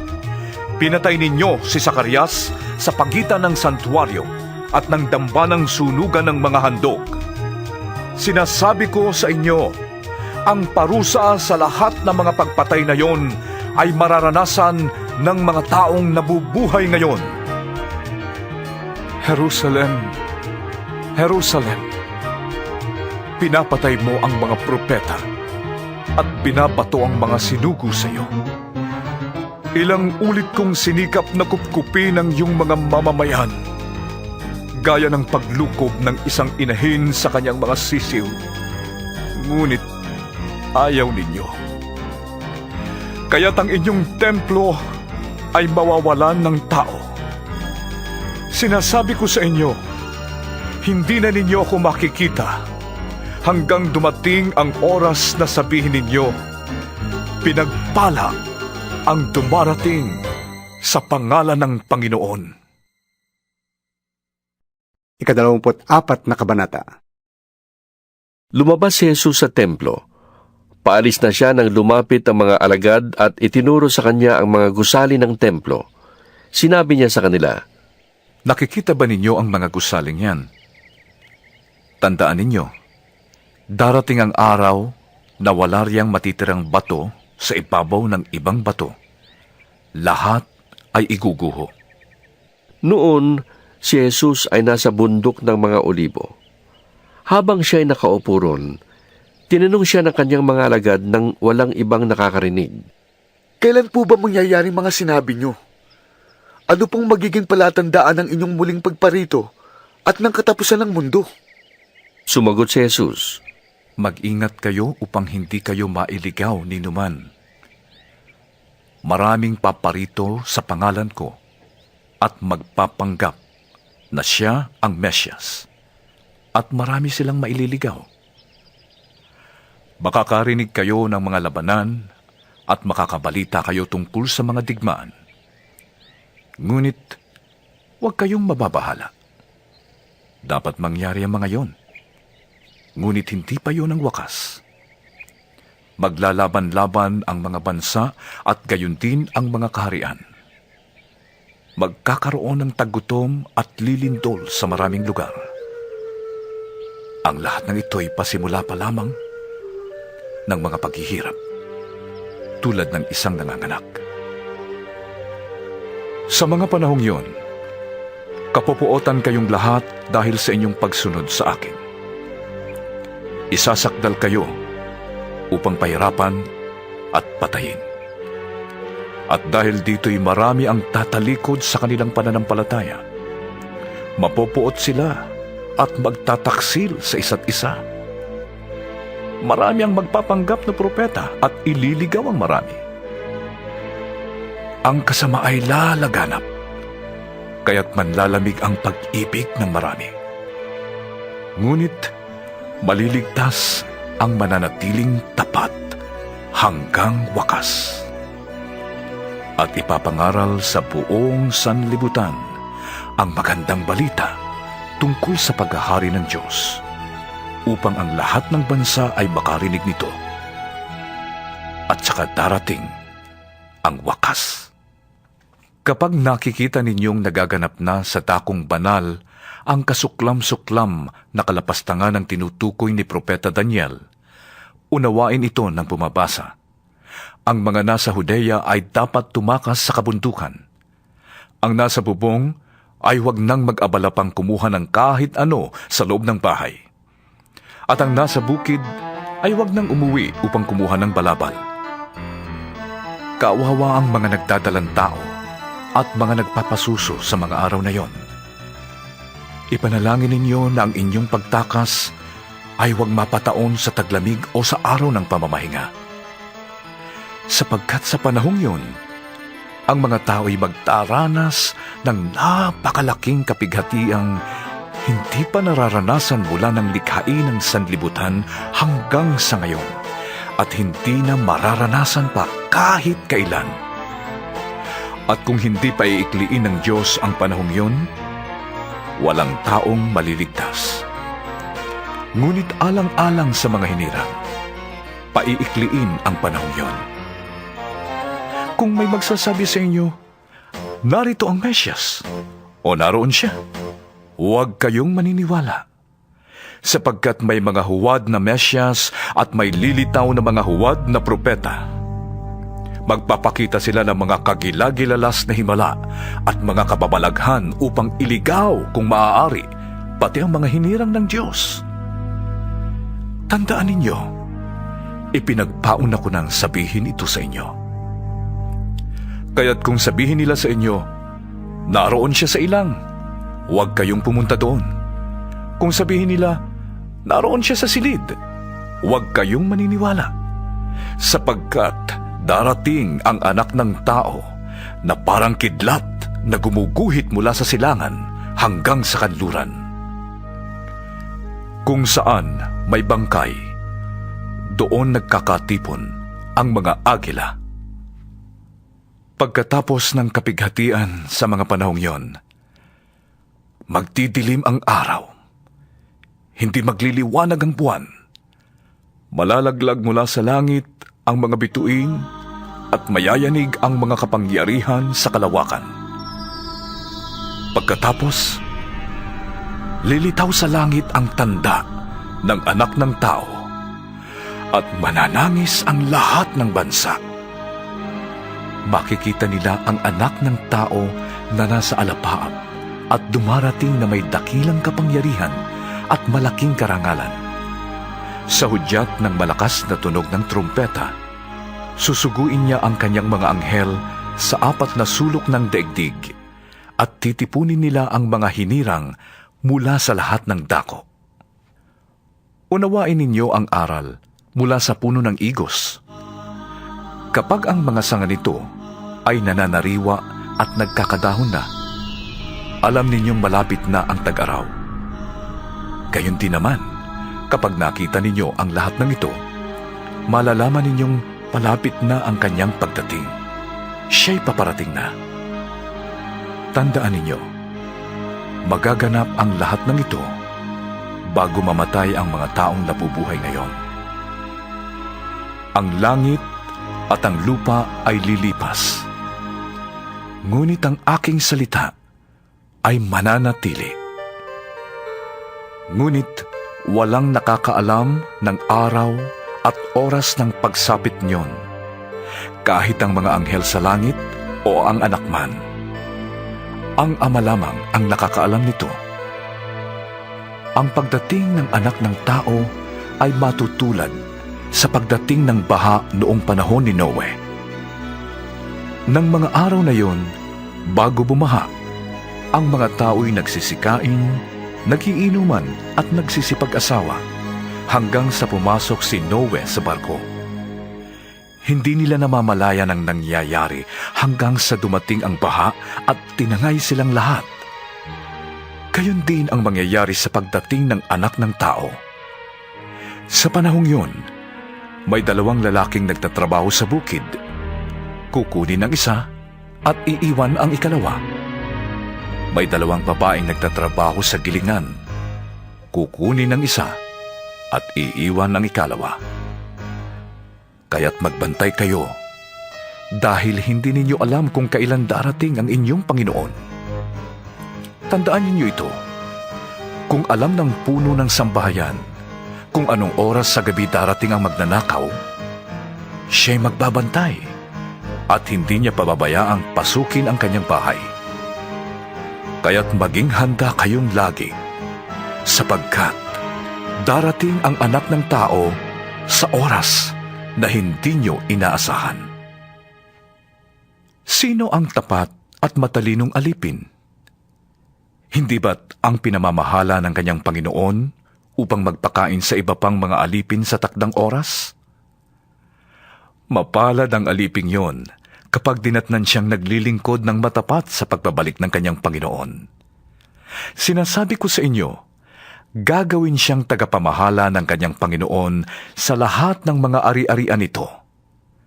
Ngunit kung masama ang aliping yun, sasabihin niya sa kanyang sarili, matatagalan pa ang pagbabalik ng aking Panginoon. Kaya't sisimulan niyang bugbugin ang ibang mga alipin at makikipagkainan at makikipag-inuman sa mga lasenggo.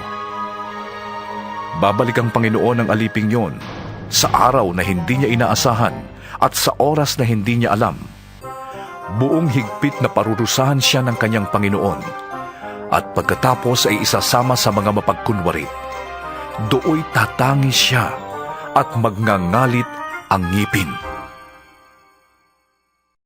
25 kabanata. Ang kaharian ng langit ay maitutulad dito. May 10 dalagang lumabas upang sumalubong sa lalaking ikakasal.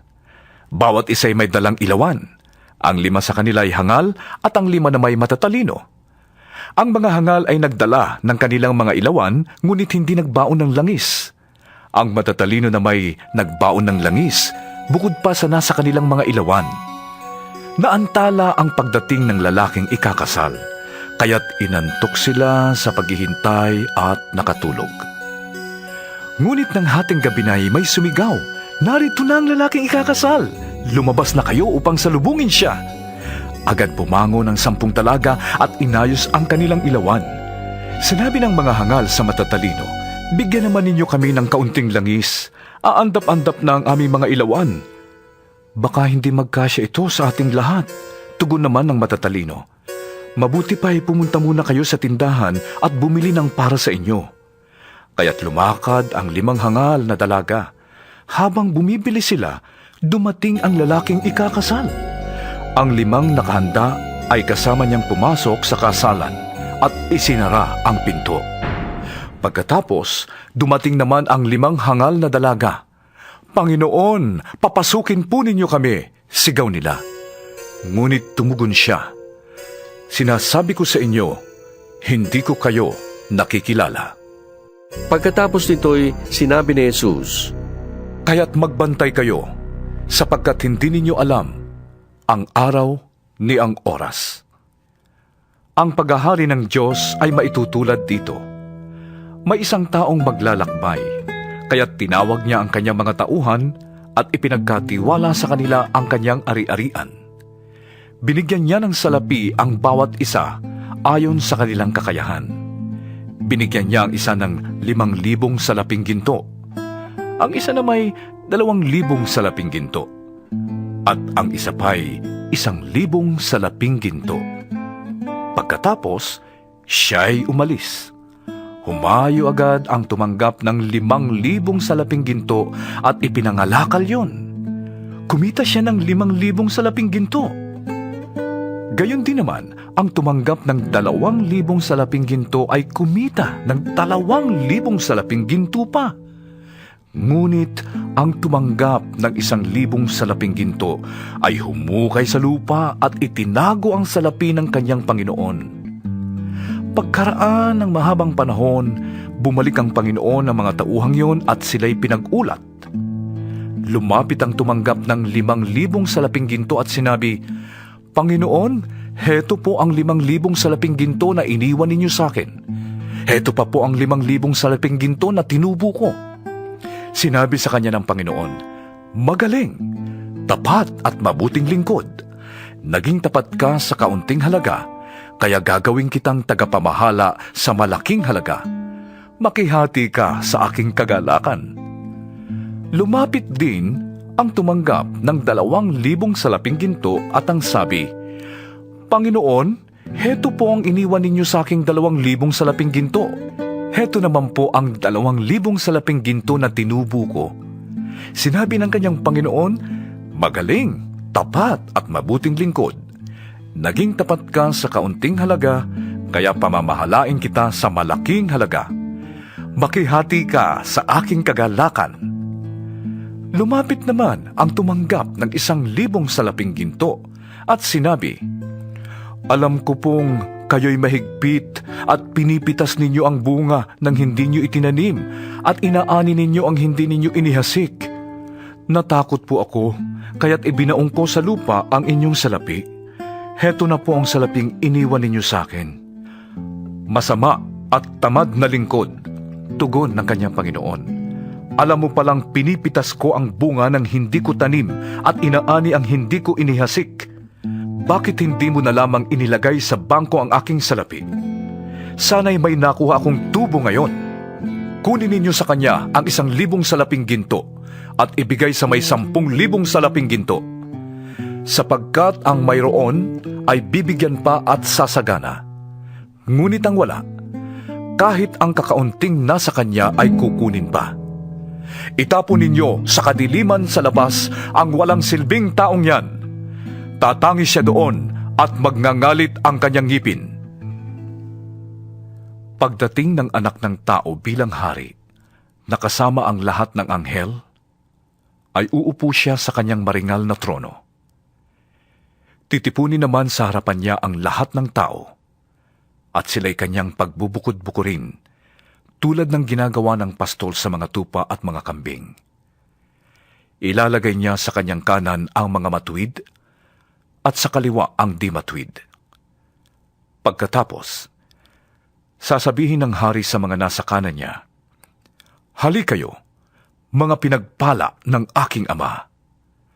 Pumasok na kayo sa kahariang inihanda para sa inyo, mula pa nang likhain ang sanlibutan. Sapagkat ako'y inyong pinakain, noong ako'y nagugutom. Ako'y inyong pinainom, noong ako'y nauuhaw.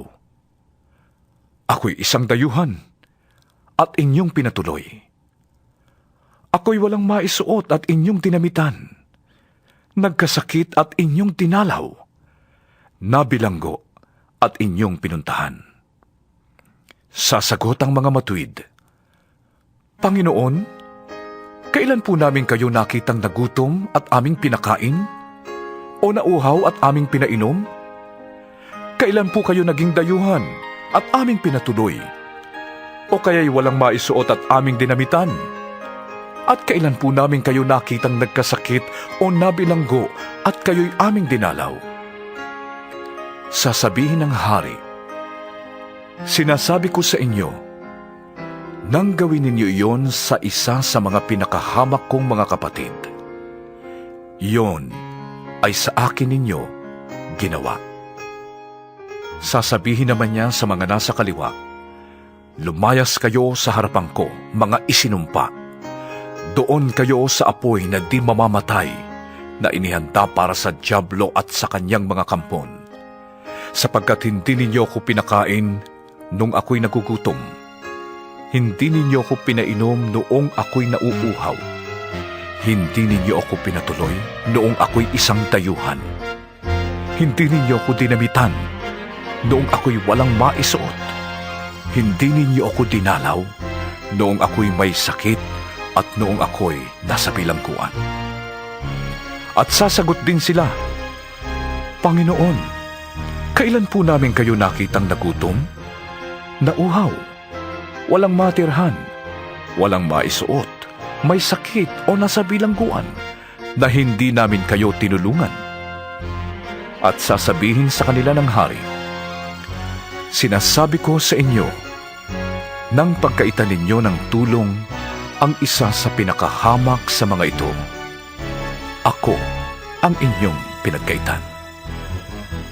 Itataboy ang mga ito sa kaparusahang walang hanggan, ngunit ang mga matuwid ay magkakaroon ng buhay na walang hanggan. 26 na kabanata.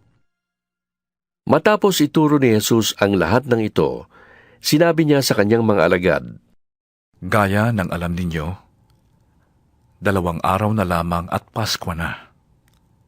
Ang anak ng tao ay pagtataksilan upang maipapako sa krus."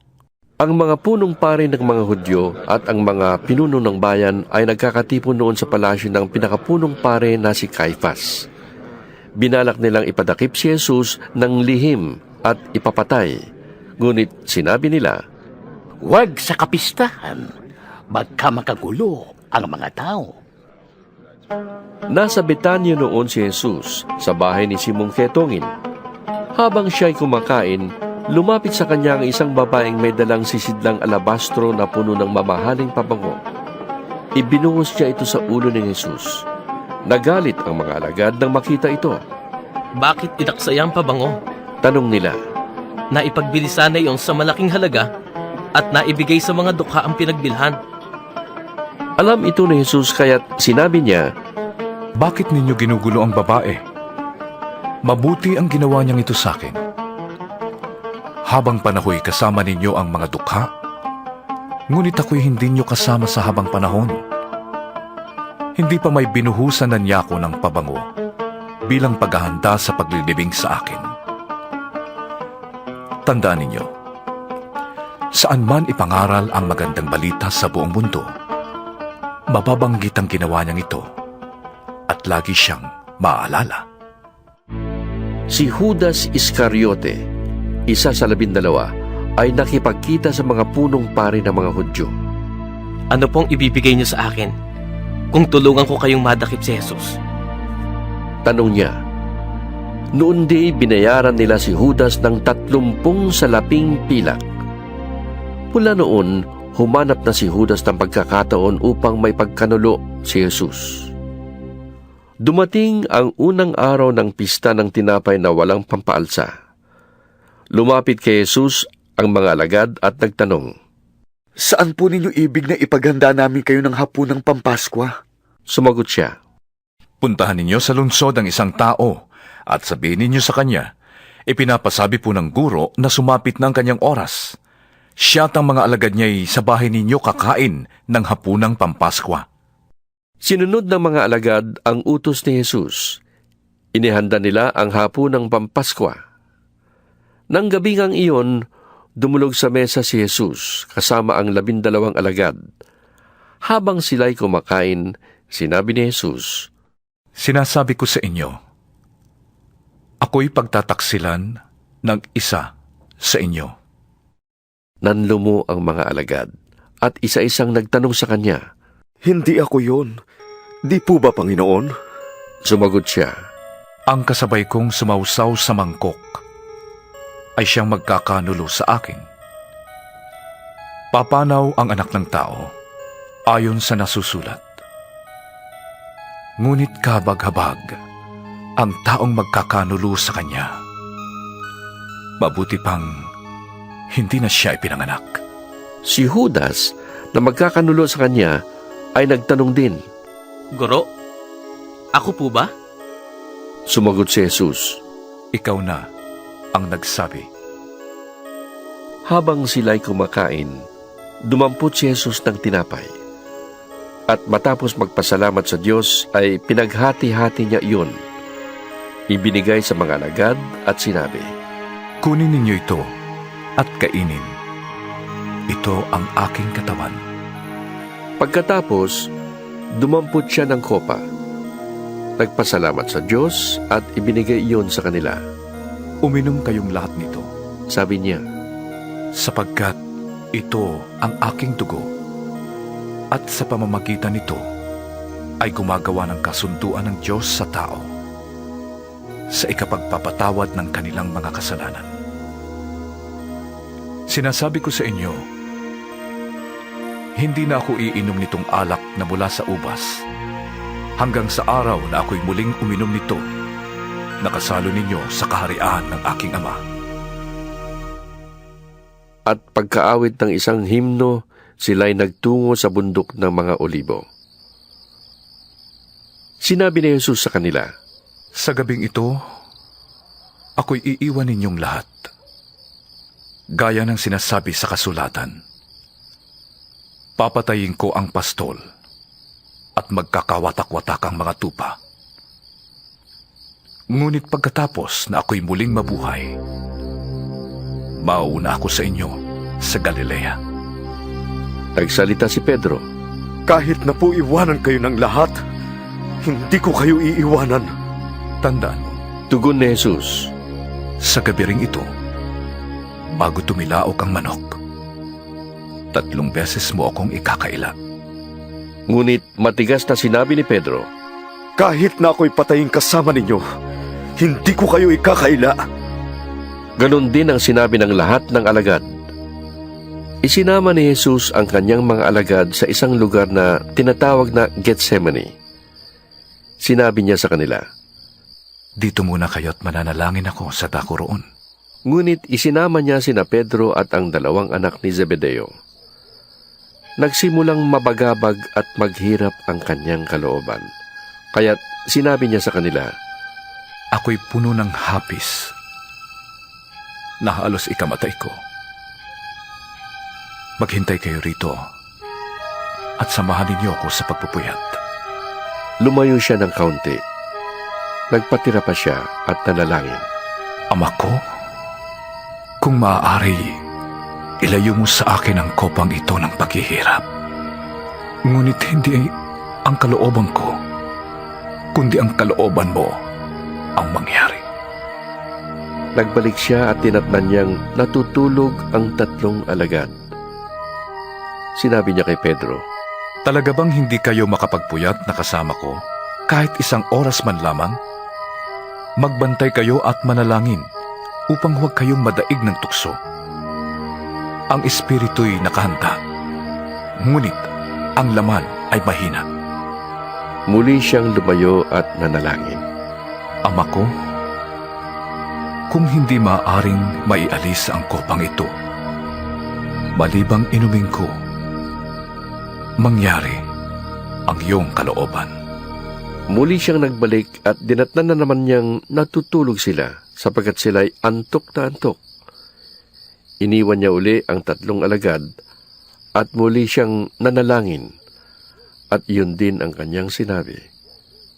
Nagbalik na naman siya sa mga alagad at sinabi sa kanila, Natutulog pa ba kayo at nagpapahinga? Dumating na ang oras ng anak ng tao ay pagkakanulo sa mga makasalanan. Bumangon kayo at tayo na. Narito na ang magtataksil sa akin.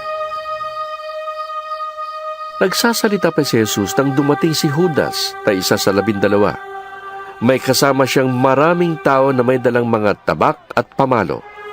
Sugo sila ng mga punong pari ng mga Hudyo at mga pinuno ng bayan.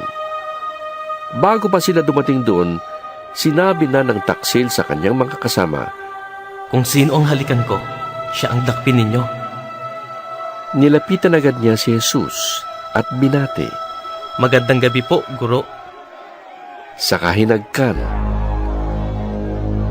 sinabi sa kanya ni Jesus, Kaibigan, gawin mo na ang sadya mo. At siya'y nilapitan nila at dinakip. Nagbunot ng tabak ang isa sa mga kasama ni Jesus at tinaga ang utusan ng pinakapunong pari ng mga Hudyo at natagpas ang tenga niyon. Sinabi sa kanya ni Jesus, Ibalik mo yung tabak sa lalagyan. Ang gumagamit ng tabak ay sa tabak mamamatay. Hindi mo ba alam na kung hihingi ako ng tulong sa aking ama, ay padadalhan agad niya ako ng libu-libong mga anghel? Ngunit paanong matutupad ang mga kasulatan na nagsasabing ito'y dapat mangyari? Binalingan niya ang mga tao at sinabi, Ako ba'y tulisan at naparito kayong may mga tabak at pamalo upang ako'y dakpin? Araw-araw ay nauupo ako sa templo na nagtuturo at hindi ninyo ko dinakip. Ngunit nangyari ang lahat ng ito upang matupad ang sinulat ng mga propeta. Tumakas ang mga alagad at iniwan siyang mag-isa. Dinala si Jesus ng mga dumakip sa kanya sa bahay ni Caiphas, ang pinakapunong pari ng mga Hudyo. Doon nagkakatipon ang mga tagapagturo ng kautusan at ang mga pinuno ng bayan. Sumunod si Pedro, ngunit hindi gaanong lumalapit. Pagdating sa tahanan ng pinakapunong pari, pumasok din siya sa bakuran at naupo sa patio kasama ng mga bantay. Ibig niyang makita kung ano ang mangyayari. Samantala, ang mga punong pari ng mga Hudyo at iba pang kabilang sa Sanhedrin ay naghahanap ng sinungaling ng saksi laban kay Jesus upang ito'y maipapatay. Kahit na maraming humarap at sumaksi ng kasinungalingan tungkol sa kanya, wala silang matagpo ang makakapagpatutuong si Jesus ay dapat mamatay. Sa wakas, may 2 humarap at nagsabi, Sinabi ng taong ito na kaya daw niyang gibain ang templo ng Diyos at muling itayo sa loob ng 3 araw. Tumindig ang pinakapunong pari at sinabi kay Jesus, Wala ka bang isasagot sa paratang na ito laban sa'yo? Ngunit hindi umimik si Jesus. Kaya't sinabi sa kanya ng pinakapunong pari, Iniutos ko sa'yo sa ngalan ng Diyos na buhay. Sabihin mo sa amin kung ikaw ang Mesyas na anak ng Diyos. Sumagot si Jesus, Kayo na ang nagsabi. At sinasabi ko pa sa inyo, di na magtatagal at makikita ninyo ang anak ng taong nakaupo sa kanan ng makapangyarihang Diyos at dumarating na nasa alapap. Pagkarinig nito, pinunit ng pinakapunong pare ang sariling damit at sumigaw. Ginabastangan niya ang Diyos! Hindi na natin kailangan ng magsaksi! Narinig ninyo ang kanyang paglabastangan sa Diyos! Ano ang pasya ninyo? Sumagot sila, Dapat siyang mamatay! at dinuraan nila si Jesus sa mukha at pinagsusuntok. Pinagsasampal naman siya ng iba at kinutya. Hoy! Kristo! Hulaan mo nga kung sinong sumampal sa'yo! Samantala, si Pedro'y nakaupo noon sa patio. Nilapitan siya ng isang utosang babae at sinabi sa kanya, Kasamahan ka rin ni Jesus na taga Galilea, hindi ba? ngunit nagkaila si Pedro sa harap ng lahat. Wala akong nalalaman sa sinasabi mo. Sagot niya. Pumunta siya sa may pintuan at nakita siya ng isa pang utosang babae. Sinabi nito sa mga naroon, Ang taong ito'y kasamahan ni Jesus na taga Nazaret. Muling nagkaila si Pedro. Isinusumpa ko, hindi ko nakikilala ang taong yun. Maya-maya'y lumapit kay Pedro ang mga naroon. Sabi nila, Isa ka nga sa mga tauhan niya. Halatang halata ka sa iyong punto. Mamatay man ako, talagang hindi ko nakikilala ang taong yan. Sagot ni Pedro.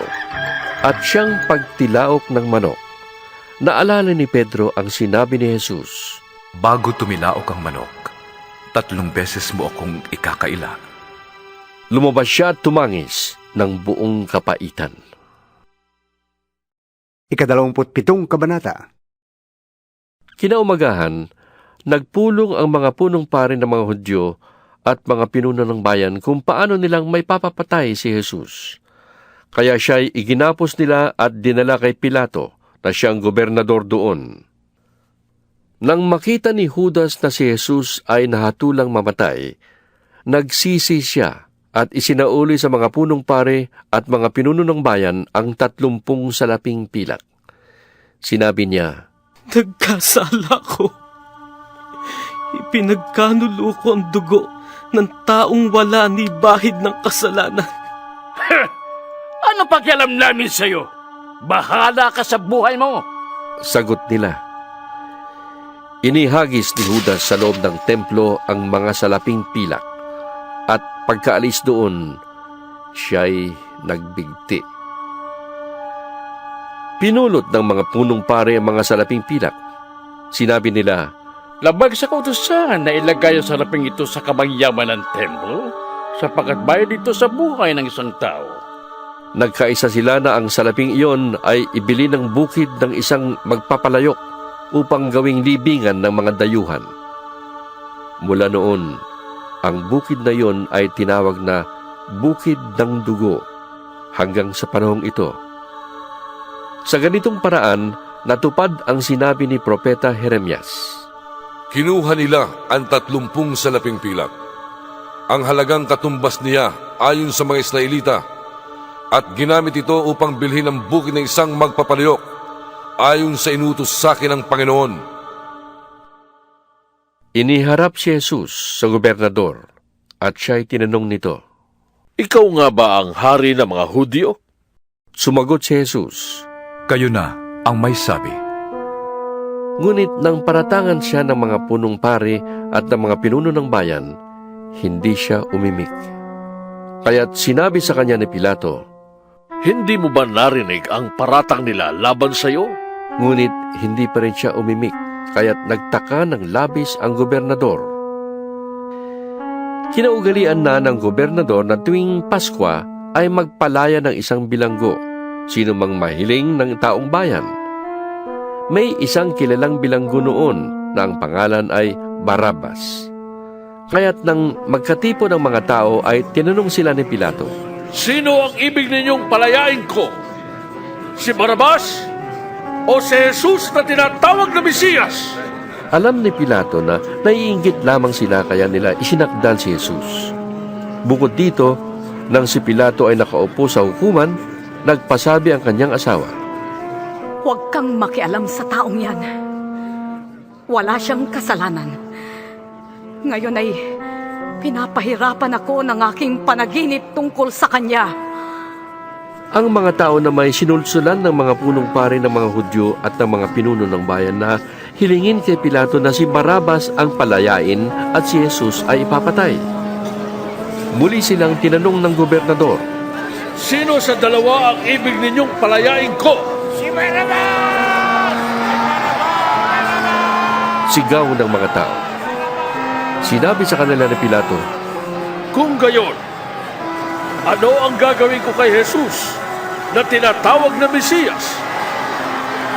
at sumagot ang lahat, Ipako siya sa krus! Bakit? Ano ang nagawa niyang masama? tanong ni Pilato. Ngunit lalo pang lumakas ang kanilang sigawan. Ipako siya sa krus! Nang makita ni Pilato na wala siyang magagawa at malamang ba'y magkagulo, nagpakwa siya ng tubig at naghugas ng kamay sa harap ng mga tao. Wala akong pananagutan sa dugo ng taong ito. Bahala kayo. Sabi niya. Sumagot naman ang mga tao, Pananagutan namin at ng aming mga anak ang dugo niya! Pinalayangan ni Pilato si Barabas at pinahagupit naman si Jesus. Pagkatapos, ibinigay siya sa kanila upang ipako sa krus. Dinala ng mga kawal ng gobernador si Jesus sa palasyo ng gobernador at nagkatipon ang buong batalyon sa paligid niya. Siya'y hinubaran nila at sinuutan ng isang balabal na matingkad na pula. Kumuha sila ng sangang matinik, ginawang korona at ipinutong sa kanya. Pagkatapos ay pinahawak siya ng halamang tambo sa kanang kamay.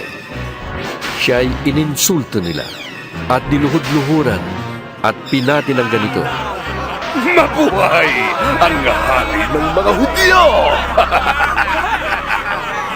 Siya ay pinagduduraan pa nila. Kinuha nila ang tambo at ito'y inahampas sa kanyang ulo. Matapos kutsain, hinubad nila ang balabal at muling sinuutan ng sariling damit. Pagkatapos, inilabas siya upang ipako sa krus. Paglabas ng lunsod, nakita nila ang isang lalaking taga Sirene na ang pangalay Simon. Pilit nilang ipinapasan sa kanya ang krus ni Jesus. Dumating sila sa lugar na tinatawag na Golgota, na ang ibig sabihin ay puok ng bungo. Binigyan nila si Jesus ng alak na hinaluan ng apdo, ngunit nang matikman niya yon, ay hindi niya ininom. Nang maipako na siya sa krus, pinaghati-hatian ng mga kawal ang kanyang mga damit sa pamamagitan ng palabunutan. At pagkatapos, naupo sila upang siya'y bantayan. Isinulat sa kanyang ulunan ang sakdal laban sa kanya. Ito'y si Jesus na hari ng mga Hudyo. May dalawang tulisang kasama niyang ipinako sa krus, isa sa kanyang kanan at isa sa kaliwa. Ininsulto siya ng mga nagdaraan. Pailing-iling nilang sinasabi, Hindi ba't ikaw ang gigiba ng templo at muling magtatayo nito sa loob ng 3 araw? Iligtas mo ngayon ang iyong sarili. Kung ikaw nga ang anak ng Diyos, bumaba ka sa krus! Kinutya rin siya ng mga punong pari ng mga Hudyo, mga tagapagturo ng kautusan at mga pinuno ng bayan. Sinasabi nila, Iniligtas niya ang iba, ngunit ang sarili di mailigtas. Di ba siyang hari ng Israel? Buwaba lang siya ngayon sa krus ay maniniwala na kami sa kanya. Nananalig siya sa Diyos at sinasabi niyang siyang anak ng Diyos. Tingnan natin kung ililigtas siya ng Diyos. Nilait rin siya ng mga tulisang ipinakong kasama niya. Mula sa tanghaling tapat hanggang sa 3 ng hapon ay nagdilim sa buong lupain. Nang mag-aalas 3 na ng hapon, sumigaw si Jesus. Eli, Eli, lema sabachthani. na ang ibig sabihin, Diyos ko! Diyos ko! Bakit mo ko pinabayaan? ito'y narinig ng ilan sa mga nakatayo roon, kaya't sinabi nila, Tinatawag niya si Elias. may isang tumakbo at kumuha ng espongha. Binasa ito ng maasim na alak, nilagay sa dulo ng isang patpat at ipinasipsip kay Jesus. Sinabi naman ng iba, Hintay muna! Tingnan natin kung darating si Elias upang iligtas siya! muling sumigaw si Jesus ng malakas at nalagutan ng hininga.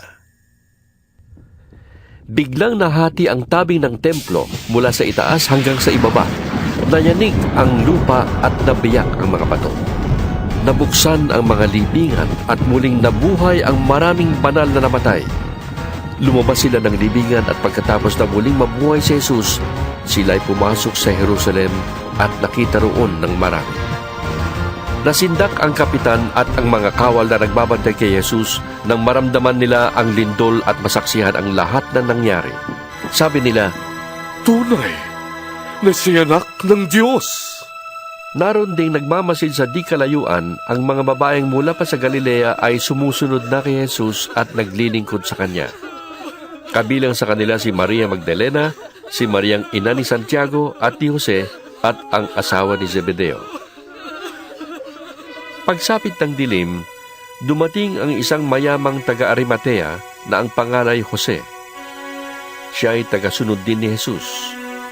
Hiningi niya kay Pilato ang bangkay ni Jesus kaya't iniutos ni Pilato na ibigay ito sa kanya. Kinuha nga ni Jose ang bangkay at binalot ng bagong telang lino. Inilagay niya ito sa kanyang bagong libingan na ipinauka niya sa bato. Pagkatapos, iginulong niya sa pintuan ang isang malaking batong panakip at saka umalis. Kasama sa paglilibing sina Maria Magdalena at isa pang Maria. Nakaupo sila sa tapat ng libingan. Kinabukasan, pagkatapos ng araw ng paghahanda, sama-samang nagpunta kay Pilato ang mga punong pari ng mga Hudyo at ang mga Pariseo. Sinabi nila, Naalala po namin na sinabi ng mapagpanggap na yon nung siya'y nabubuhay pa, na siya'y muling mabubuhay pagkaraan ng 3 araw. Kaya, pabantayan po sana ninyong mabuti ang libingan hanggang sa 4 araw. Baka pumunta doon ang kanyang mga alagad at kunin ang bangkay, at pagkatapos ay ipamalit ang siya'y muling nabuhay.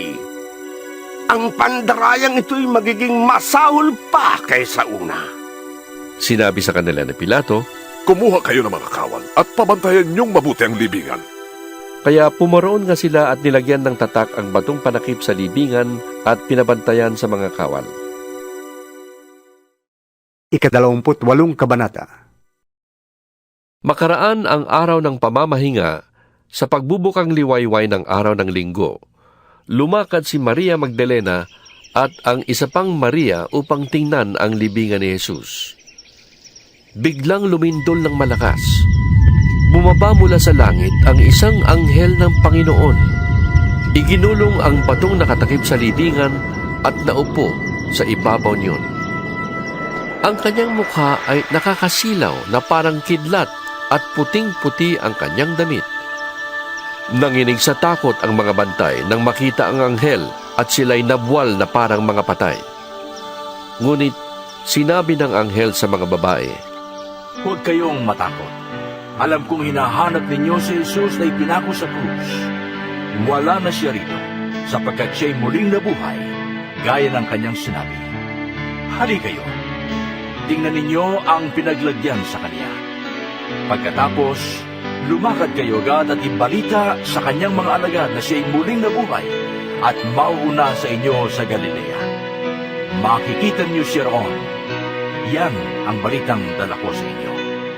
At dali-dali nga silang umalis ng libingan na may magkahalong takot at galak at patakbong pumunta sa mga alagad upang ibalita ang nangyari. Ngunit sinalubong sila ni Jesus at binati. Lumapit sila sa kanya, hinawakan ang kanyang mga paa at sinamba siya. Sinabi sa kanila ni Jesus, Huwag kayong matakot. Humayo kayo at sabihin sa mga kapatid kong pumunta sa Galilea at makikita nila ako roon. Pagkaalis ng mga babae, pumunta sa lungsod ang ilan sa mga kawal na nagbabantay sa libingan at isinalaysay sa mga punong pare ng mga Hudyo ang buong pangyayari. Nakipagpulong ang mga punong pare sa mga pinuno ng bayan at nagkasundo silang suhulan ng malaki ang mga kawal. At ang mga ito ay inutusan nilang ganito ang ipamalita. Habang natutulog kami kagabi, dumating ang mga alagad ni Jesus at ninakaw ang kanyang bangkay. Sinabi pa nila, Huwag kayo mag-alala. Kung makarating man ito sa gobernador, kami ang bahala. Tinanggap ng mga bantay ang suhol at ganun nga ang kanilang ginawa. Kaya magpahanggang ngayon, ito pa rin ang balitang laganap sa mga Hudyo. Pumunta ang 11 alagad sa Galilea sa bundok na sinabi sa kanila ni Jesus. Nang makita nila si Jesus, siya ay sinamba nila. Subalit may ilan sa kanilang nag-alinlangan. Lumapit si Jesus at sinabi sa kanila, Ibinigay na sa akin ang lahat ng kapangyarihan sa langit at sa lupa. Kaya humayo kayo at gawin ninyong alagad ko ang mga tao sa lahat ng bansa. Bautismuhan ninyo sila sa ngalan ng Ama at ng Anak at ng Espiritu Santo. Turuan ninyo silang sumunod sa lahat ng iniutos ko sa inyo. Tandaan ninyo, ako'y laging kasama ninyo hanggang sa katapusan ng panahon.